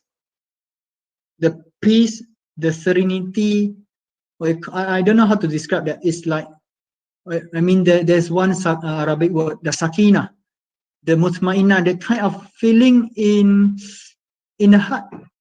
That's the best thing ever being a Muslim. You have the place to submit. Ada masalah, pergi solat. Solat apa? Solat istikharah, solat taubah, solat sunnah, pergi solat. Ada masalah, pergi puasa. Puasa sunnah, puasa Nabi Daud, puasa 6. You always have solution to submit yourself. It's not just praying. You know, just to make doa. Yes, you're making doa, you're going to serve yourself. Ada masalah, pergi tahajud, bangun tengah malam. Ada masalah, pergi kelas kuliah. So you have all the solution to submit yourself. You have all the way. So Islam itself provide the solution for the humanity. Whatever problem you have, Quran have the answer. Whatever you have challenges, Sirah have the answer. So you have a place to submit. You know where to refer to. You know everything is in Allah's hand. You just follow His instruction and do. Everything will be okay. So this is my best experience being a Muslim. Is it okay, Amiro? Yes, mashallah, very beautiful. Thank you. So tahajud from now on, okay? Thank you. I think Brother Daniel want to ask me something. Yeah, Brother Daniel want to ask. He's very excited now, you see? I don't know whether or not Odetta agree with me with regard to Yes, I agree. participation of students or Malaysians in general in terms of da'wah. So what would be the leading factor to the why Malays in general are not participating in terms of da'wah. So, short and simple. Do you mean that what is the main factor that Malay Muslim are not involved in da'wah, is it? Okay. I will say about comfort zone and courage zone. I think most of people that always come through the motivational books and lecture, they use this word, comfort zone and courage zone. Like, we won't be motivated to do something else if we don't think that we need to do it. Malay Muslim have been living among the Muslim society. Kanan Muslim, kiri Muslim, atas Muslim, semua Muslim. So you don't feel the urgency to do the da'wah. So if you go through the Quran, so when Allah addressed those disbelievers will be burned in the hellfire, oh okay, macam itulah. So we just read through. So we cannot really comprehend, we can't really personalize the verse. We can't have the subjective experience in reading the verse that related to the disbeliever. You might have friends who are non-Muslim, but might not be that close. You might be fear of going to share with them regarding Islam. So the comfort zone itself forms the whole mindset of Malay Muslim that not going to involve in da'wah. You see, kebajikan is very easy to do. Or maybe we see people who are poor. Maybe it's, let's say, Brother Daniel yourself. If you ever experience poor in your life, you have no money to spend for the next few meals in your life, of course you feel the importance of having good financial management. So same goes to da'wah. If you don't have people around you who are close, who you concern with, they are not Muslim. They are lack in terms of believing the God or something. You won't feel the need to do da'wah. So like, I love my mother. Of course, I want her to accept Islam. No matter she hate me how much, no matter how much he will going against me, I will try my best to share about the Islam to her. Because I love her so much, I'm concerned about her. Because I believe in Akhirah, I know that she will be burning in the hellfire if she being a disbeliever throughout her life till her death. So this is my subjective experience. This is my personal touch regarding how important the da'wah is. And second thing, Malay Muslim might not be knowing deep down into what da'wah is all about. They might think that da'wah is something that only ustaz do. They think that da'wah is something, kau ajar orang pergi surah masjid itu da'wah. That is Islam. They confuse regarding Islam and da'wah. Islam is to reform, to make a Muslim better, to make those who are in the house to be like more of their family member. The da'wah is to invite someone who is outside of the house into the house, a guest for us, so that we make them part of our family. So when people confuse between Islam and da'wah, they mix it up. They think that, oh, I'm doing da'wah. No, you are not doing da'wah, you are doing Islam. So if they are satisfied with themselves, with the Islam itself, they are not going to touch anything about da'wah. I have several friends that like they are so excited about Islam. Aku pergi sini. My friend is what you call? I forgot the name. Tabligh. The people of Tabligh. So they are so excited. They are very good. I asked them, what about no non-Muslim? Then they're going to burn in hellfire. So that he changed topic this and that. Then they go back into the Islam thing. Islam is good, but what about da'wah? Muslim are important, but what about non-Muslim? So the balance itself. You see our Prophet Muhammad SAW, he doesn't only do Islam, he do da'wah as well. He walk around every streets and path in the Madinah to tell people everything about Islam. Same things he do in Makkah as well. He makes sure that every people know about he is a prophet. He makes people know about the Islam, the revelation itself. Today, you can sharing about your products. Yeah, okay. Not, I mean, I know maybe some of the people, some of the students over here, they might be selling their cookies online, WhatsApp. Why don't you share about your cookies of Islam to your non-Muslim friends? We are just sharing. If you don't want to eat, it's okay. Don't eat my biscuit, eat another brand. The sharing Islam is harmless, but because of the tablis iblis, the shaitan is going to whisper into us, don't do da'wah. Da'wah very dangerous. You have no brand, man. Don't do da'wah, okay? Don't do da'wah, okay? So we're being cheated by the shaitan. We're being distracted by them, and then we lost ourselves in the path of da'wah.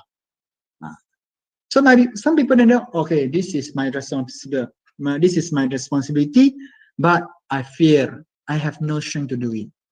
So, but this is what you need to do. You need to learn. You need to go with the good opinion to do something more. If you can't do everything, you don't do. You don't let go anything. You just do something that you can within your capacity. Inshallah, Brother Daniel. Comfort zone. They are too comfortable.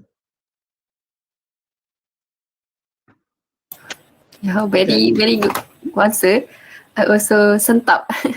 Sentap, yeah. So thank you. Okay, Mary Kay.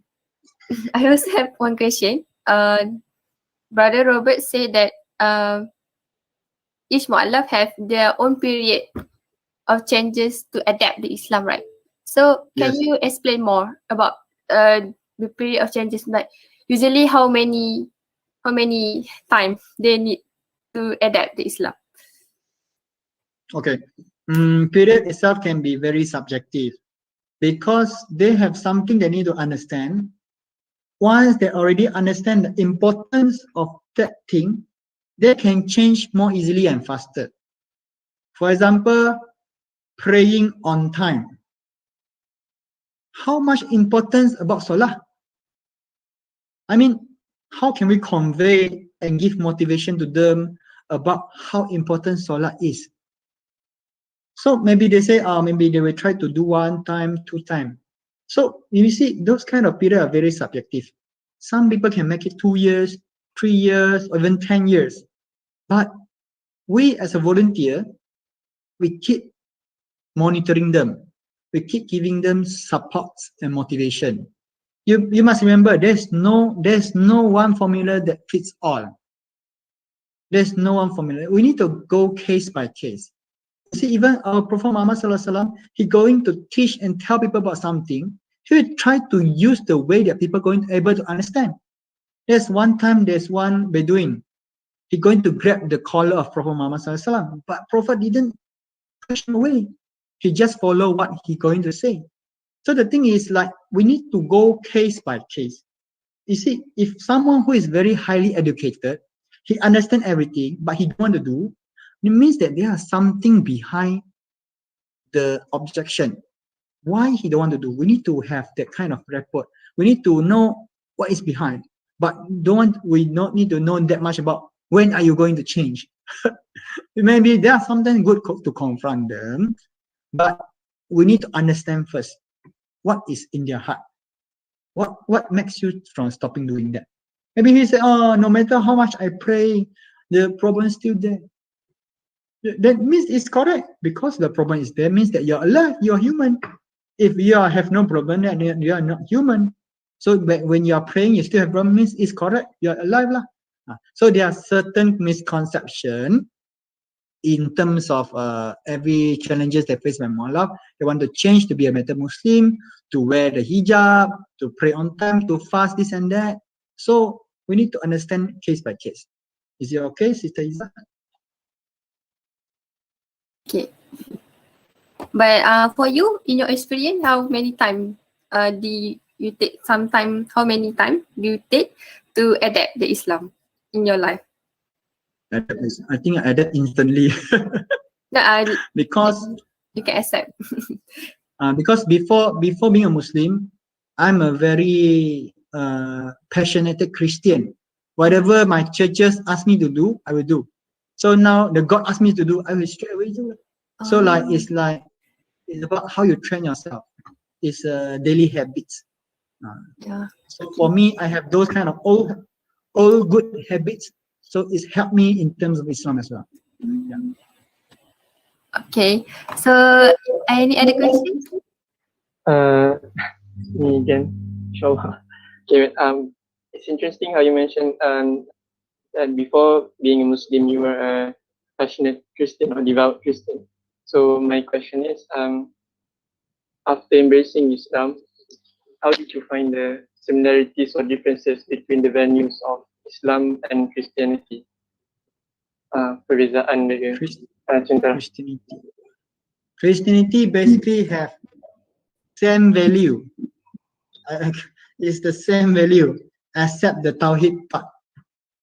Because Christian believe that Jesus is the Son of God, and he believes some also believe that Jesus is the God. That's the only thing that different. The other thing, love, being compassionate, be kind to your neighbor, be generous, always help people, doing extra work. I mean, all of these are more or less the same. I would say it's the same. Yeah. This is my personal experience and understanding. Yes. Value. Okay. There's one question here. Can you tell us what the turning point that made you convert to Wow. Islam? This is a 2-hour sharing question. Okay, I will just make it very brief. My turning point is I was a Christian. I was a Christian missionary, campus level. So my job is to convey the gospel, the Bible, to convey that Jesus loves you to everyone in my campus. So I not only approach non-Muslim students, I also approach Muslim students. So when I approach more and more Muslim students, I found that some of my close friends, I think they are not so good Muslim. You even skip your fasting, you even skip your salah. I even wake up earlier than you to pray for subuh. And then now you are not going to accept the Christian. I was wondering, so I was quite frustrated. Why are you so stubborn about your own religion? So from there, I want to study deeper about Islam to find what are the weaknesses of the Islam so that I can share all these weaknesses to my friend who doesn't accept Islam to tell them that, oh, your religion is very not good. So come, my religion, Christian is perfect, this and that. This is what I wanted to do. So after I researched about Islam, I cannot find any faults in Islam, but a lot of mistakes in terms of Muslim. Islam itself is perfect, and I find that there's continuity between Christian and Islam. The Bible itself told us that there's another prophet coming, and it is Muhammad sallallahu alaihi wasallam. So I know that Islam is the religion that I need to go to, so I'm being a Muslim. Is it short enough? Wow, so very nice sharing. Okay, I think so Sister Izzat attended before, right? My sharing in UIA. yeah, love later. Yeah, I am the program manager. Yeah. It's a 2-hour sharing. Yeah, okay. So and I open for last question, maybe. Bro, I would like to ask a question. So relate back to a few of the questions. We know that you have experienced once being a Christian. So I want to know how are how different are the treatments when you become a Christian and become a Muslim? Is it similar or is it different? The treatment you The treatment from who? Family, from friends. Oh, okay. There's one interesting phenomenon in Malaysia. Chinese society. I think India also the same lah. No matter what religion you go, they are just okay, as long as you don't touch the cultural baseline, which is to worship the ancestor. But even if you don't worship the ancestor, it's still okay. Don't choose to be a Muslim. If you being a Muslim, you are Malay, and they will treat you very badly, as what I mentioned just now. Some of those are my personal experiences. And then when I was a Christian, I know how to play around situation.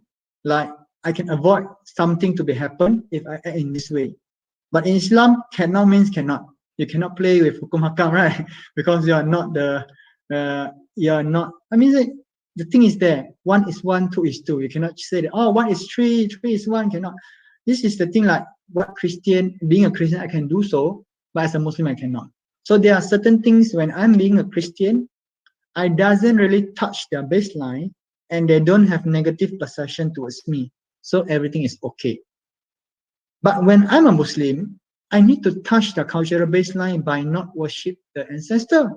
Second thing, they look at me as a Malay, so they will give me a very bad treatment. Does that answer your question, Brother Aidil? Yes. Masuk Melayu. Masuk Islam, masuk Melayu. About masuk Islam, masuk Melayu, I just because now is the issue of Palestine arise, right? Maybe all of you heard this word, this sentence. You don't have to be Palestinian. You don't have to be Muslim to support Palestine, but you just have to be Muslim. You just have to be human. So for this one, I want to quote that. You don't have to be Melayu to be Muslim, but you just have to be Muslim. Okay. Oh, there's one question. Last question. Okay, maybe last question. Excuse me, I want to ask something. What do you think about changing slowly? Do you think it's good? Sister Masita, I need you to specify your context. Okay, okay, not one you just pray first.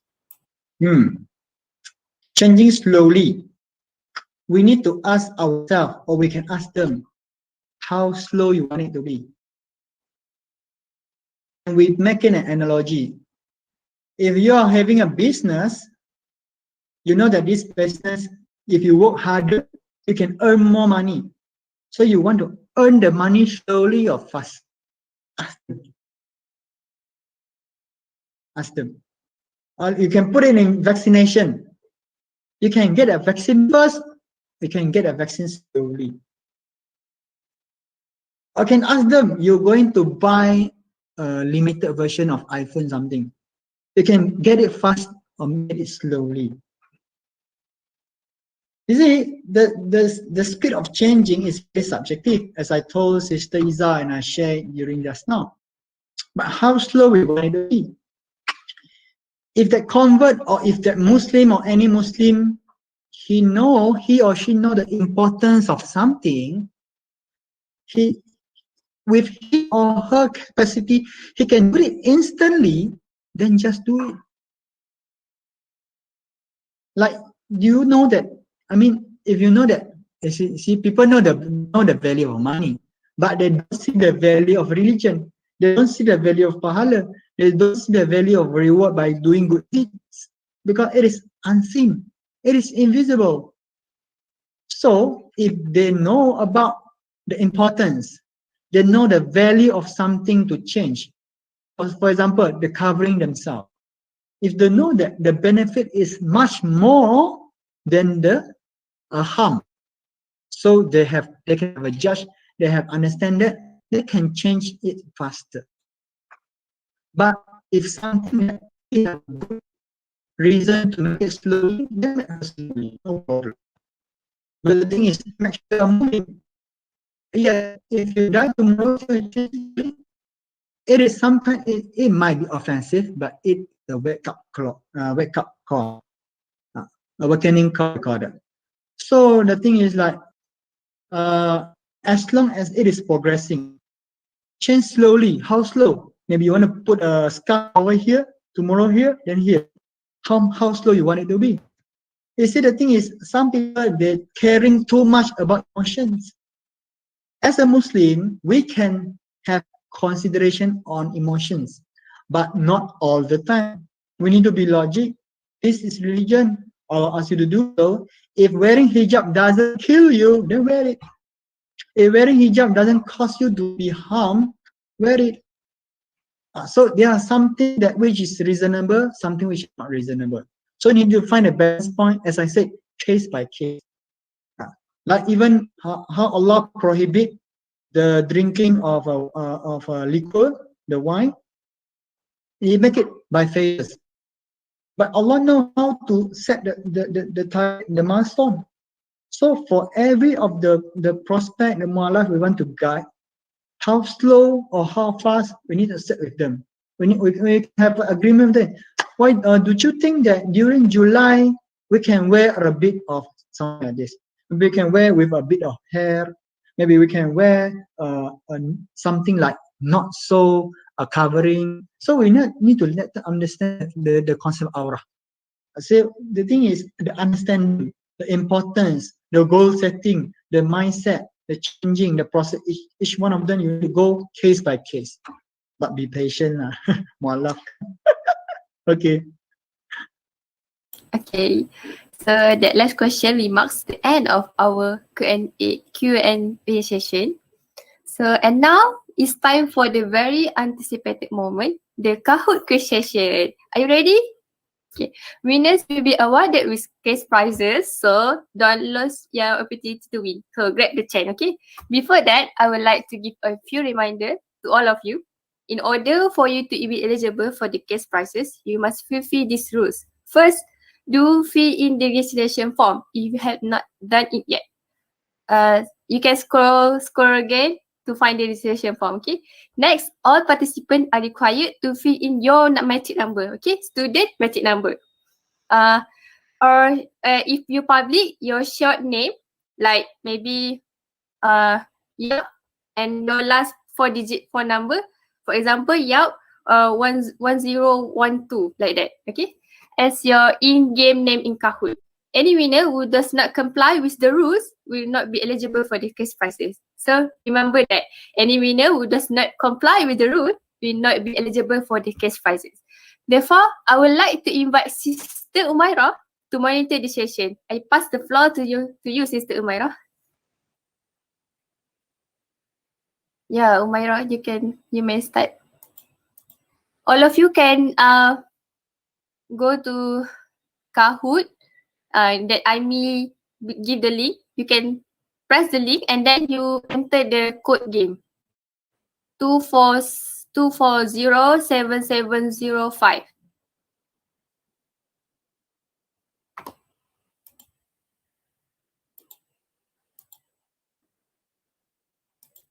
Okay.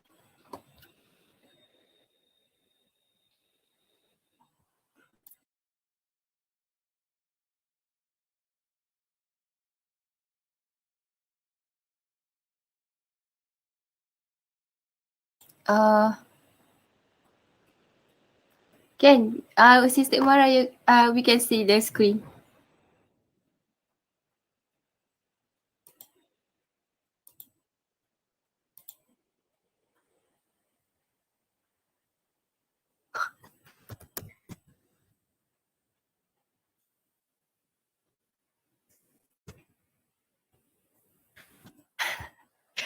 Sorry, brother Yap. I thought you are public. Sorry. But I hope you're not offended by me. Taking your name to be the example for the public. Okay. You may start now, Myra. Everyone already joined the Kahoot? If not yet. I've already entered. Oh. Okay, come join us. Jom. Cepat. Hurry. Oh yeah, let's wait for another 2 minutes. Okay, can. Is there any problem to join the Kahoot? I thought maybe for IIM student is the not any problem because IIM student is very familiar with Kahoot, right?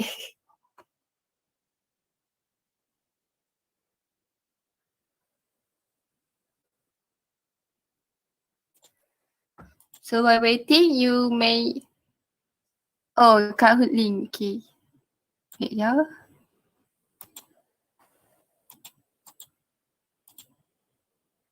By the way, this for your information, this Kahoot question made from slide given by Brother Robert.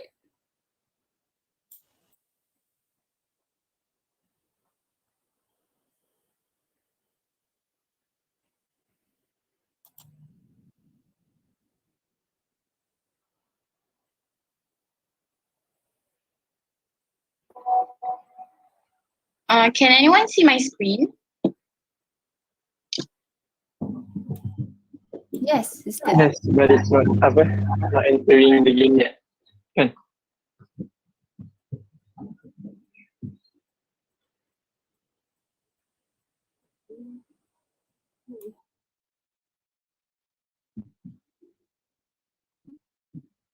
Sorry for technical problem. I hope all of you being patient with us. Okay. So maybe anyone want to ask something to Brother Robert also, okay? While waiting, yeah.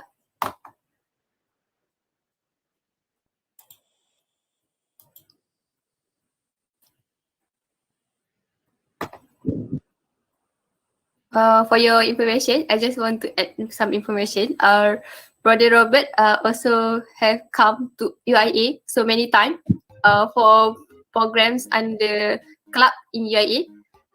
For example, in the Riverside, on the Harmony, right, Brother Robert? And for QIC, in the, I don't remember in where, Media Auditorium, I Auditorium. think. Media Auditorium for love letter sharing. Brother Robert was share a little bit of his story of why or how his journey to into Islam. I think that is the title.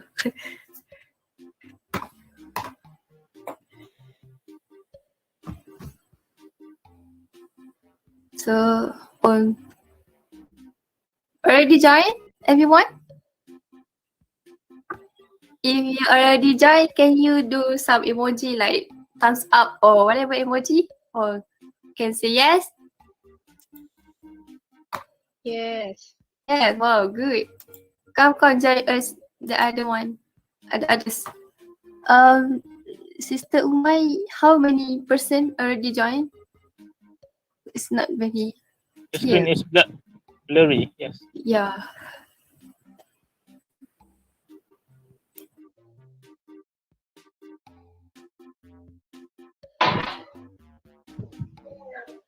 You know, I think can Sister Mara try again?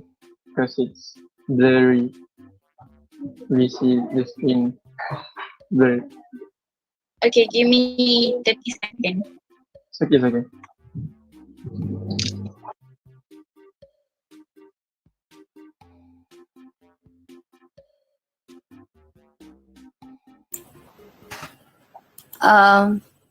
Sorry for any technical problem. We are very sorry and very regret for any shortcoming. So let's wait. Inshallah, the rewards of patient is nice. Who wonder maybe you been patient enough and then you are the winner. You are lucky enough to be the winner. So while waiting, maybe you can flashback the you can read back the notes you taken from Brother Robert speech, right? Flashback. If you like some notes like me, I think you don't see. Avoid my writing is bad. Okay. Wait, Brother Robert, it's okay if I ask like one more Yeah. question while waiting? Oh, okay, dah. Sure, Hey, sure. Brother Robert. Dah. Sure, sure. Ya, tapi Janganlah. okay, it's okay. I think we okay. So Brother Robert, I have a little bit of a question. Okay, so in all these years of spreading or inviting people to Islam, like how do you motivate yourself to keep on? Or you sometimes you feel maybe there's ups and downs, and maybe if you feel down in this journey of inviting people, how do you motivate yourself? How do you come back up? That's my question. What do you think? Most of the time, I will motivate myself by looking back my doa, because I will write down 100 doa to Allah Subhanahu wa Taala. This is being taught by Sheikh Yahya Ibrahim, where I attended her weekend seminar in Amagri Institute. He asked us to list down all the doa. He said at least 100 doa. So I list down. When I listed down, I will look back what I really want in my life and what I really want from Allah Subhanahu wa Taala, and then I will try to observe throughout the years how He helped me throughout the journey. You see, motivated is like sometimes we feel so depressed, sometimes we feel so disappointed with certain things that happen in our life. But the thing is, Allah is always there and been supporting us. So, but are we able to count the blessing? If we learn how to be how to be grateful, we hold on to the gratitude, we count the blessing. Alhamdulillah, today Allah helped me with this and this and this. Alhamdulillah, this week I done this with this and this. Alhamdulillah, I done this thing throughout this year. So those are the things, when the blessing is being counted, I feel motivated. I know that Allah is always there and helping me no matter how bad I am.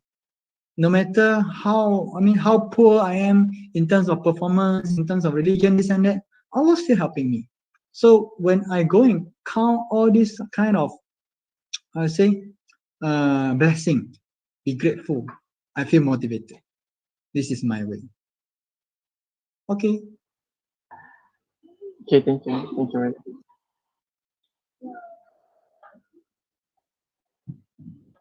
So let's practice a lot of doa.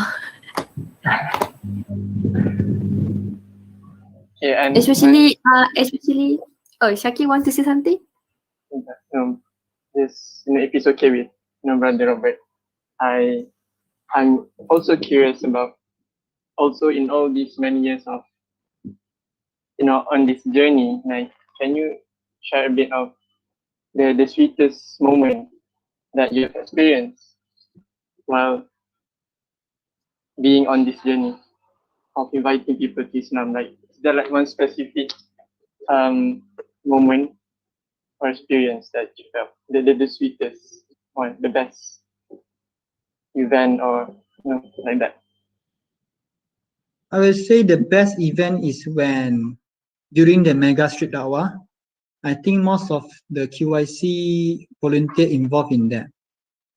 You see, the thing is, what we Muslim are doing now, we shouldn't be just excited about do people accept Islam. What we need to focus in how many people we already reach, how many Muslim we motivated and inspired them to join us together to do da'wah. And Mega Street Dawah is one of the most exciting moment for me, enjoyable moment, where I see lots of youth, lots of them are going on ground to share about Islam to the strangers. This is really a life-changing moment for all of them, I guess. They know how hard is a da'wah. They know how does Prophet Muhammad have been trying all this hard way to preach to people.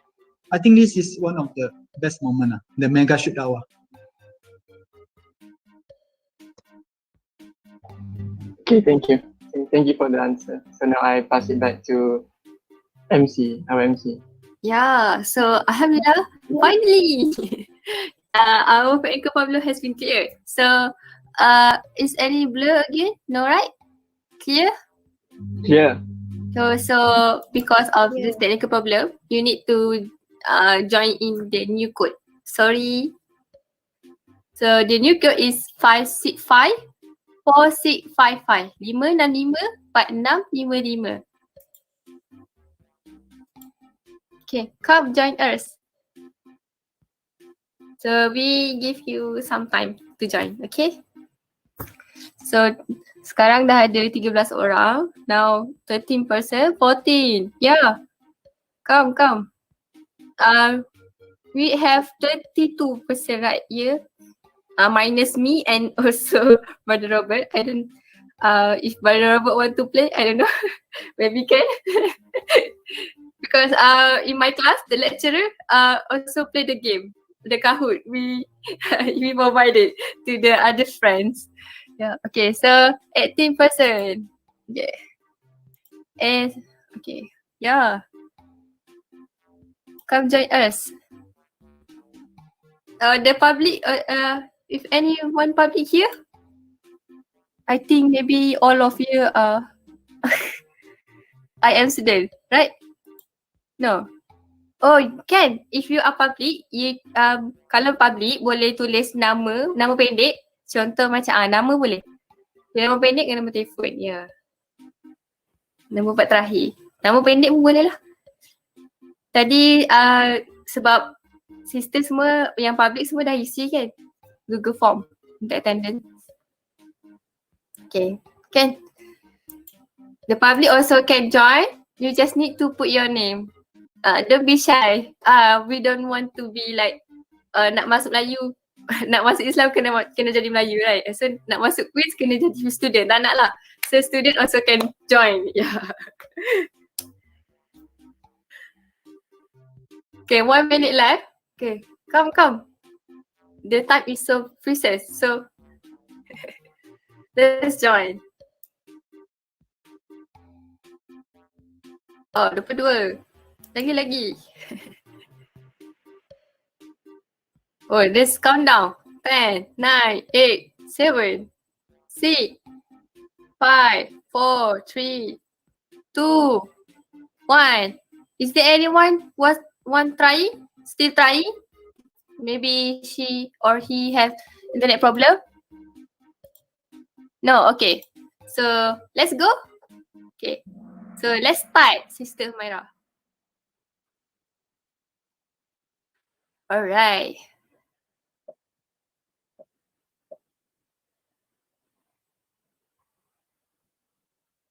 Okay, first question. Here are the challenges in ethnicity for mu'allaf. Accept. First, change family name to the Islamic name. 2, the blue one need to be prepared to accept identity change like name, food. Yellow, get negative response for people surrounding. Green, they convert easily accepted for all parties. Wow, 14 correct. Wow, 2011 at the top. Okay. Is it true that the Chinese people assume when they convert to Muslim, they convert to Muslim? Yeah, they convert to Muslim. I think this typo. Melayu maybe.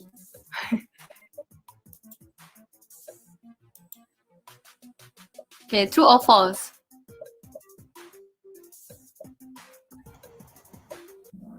Is the correct question?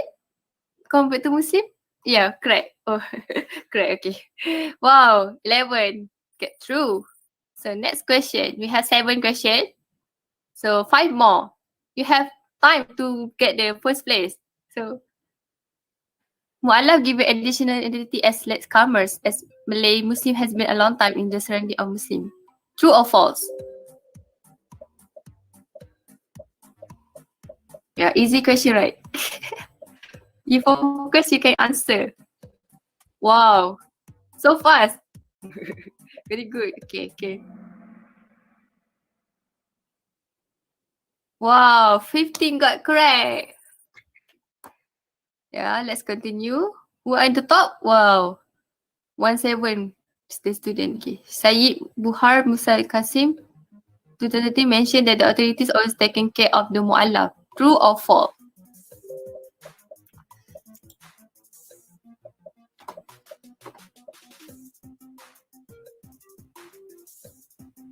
Susah betul Kahoot ni. Are you playing too, Brother Robert? No. False. Okay. 10 got correct. 10 got correct. Yeah. The answer is false. Okay. So next. The following are not family challenges among mu'alaf in family, except well received in family members. The blue one, expect from family and driven away by family members themselves. Yellow, still maintaining life routine such as eating, funeral management. So what is the correct answer? Yeah, the red one is the correct answer. Well received in family members. Wow, a new person at the top. Congratulations. What is the challenges for mu'alaf in knowledge and education? First one is schedule class time is not suitable for working mu'alaf. We start from 5 p.m. to until 6 p.m. Certain mu'alaf cannot continue because not fully prepared for the process of change during the Islamic class. They choose not to learn. First only, second and two, second and okay. Yeah, first and two. Wow. Still on the top. Okay, the last question. The financial challenge to the mu'alaf is the estimation and job loss. True or false? I think this thing also happen to hijab person, right?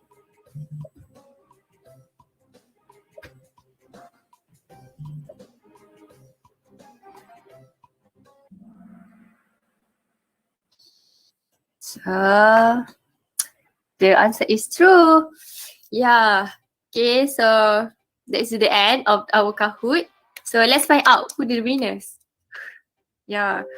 For the first place is 1819102. Second place is 200185. Tiga is 1814354. Congratulations to all the winners for this session. For those who are not yet listed in the winners list, maybe you can try your best in the next session. Maybe PERKIM may do the same thing in your next program.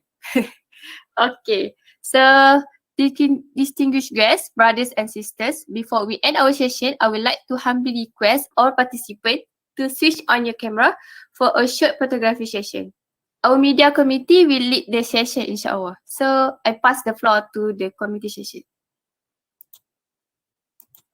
Yeah, media committee, you may Yeah, take. I'll wait for people who want to switch on their camera.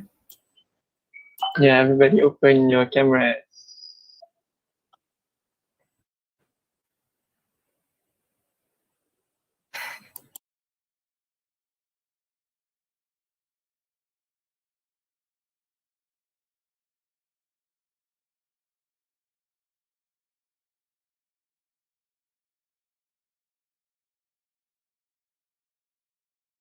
Yeah, let's take photograph.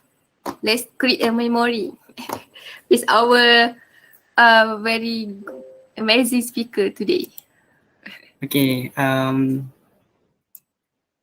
One, two. Okay. 1, 2. Smile. Smile again.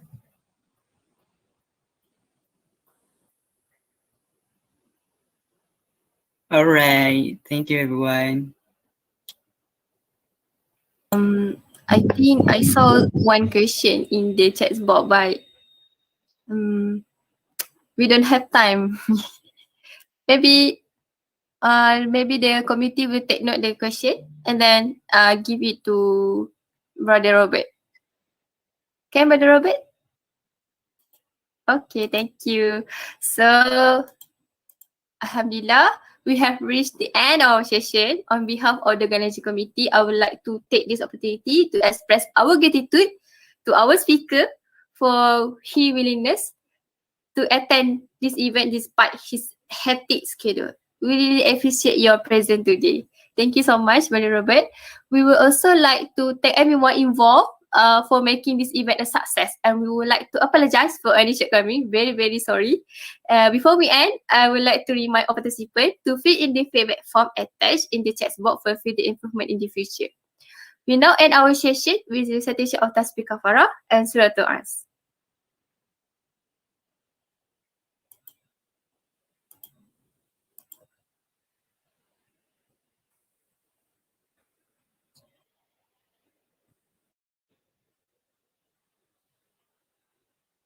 Yeah, thank you everyone. Have a nice day. Okay, thank you everyone. And on behalf of the committee, I'd like to apologize to Brother Robert for delaying, for finishing late. No problem. When it's supposed Thank you. to finish at 4. Okay, and thank you. Thank you, Brother Robert. Thank you, Robert. Thank you, Brother No Robert. problem. Thank you, committee. Inshallah, see you again. InsyaAllah. Selamat Hari Raya. Terima kasih everyone. Selamat Hari Raya.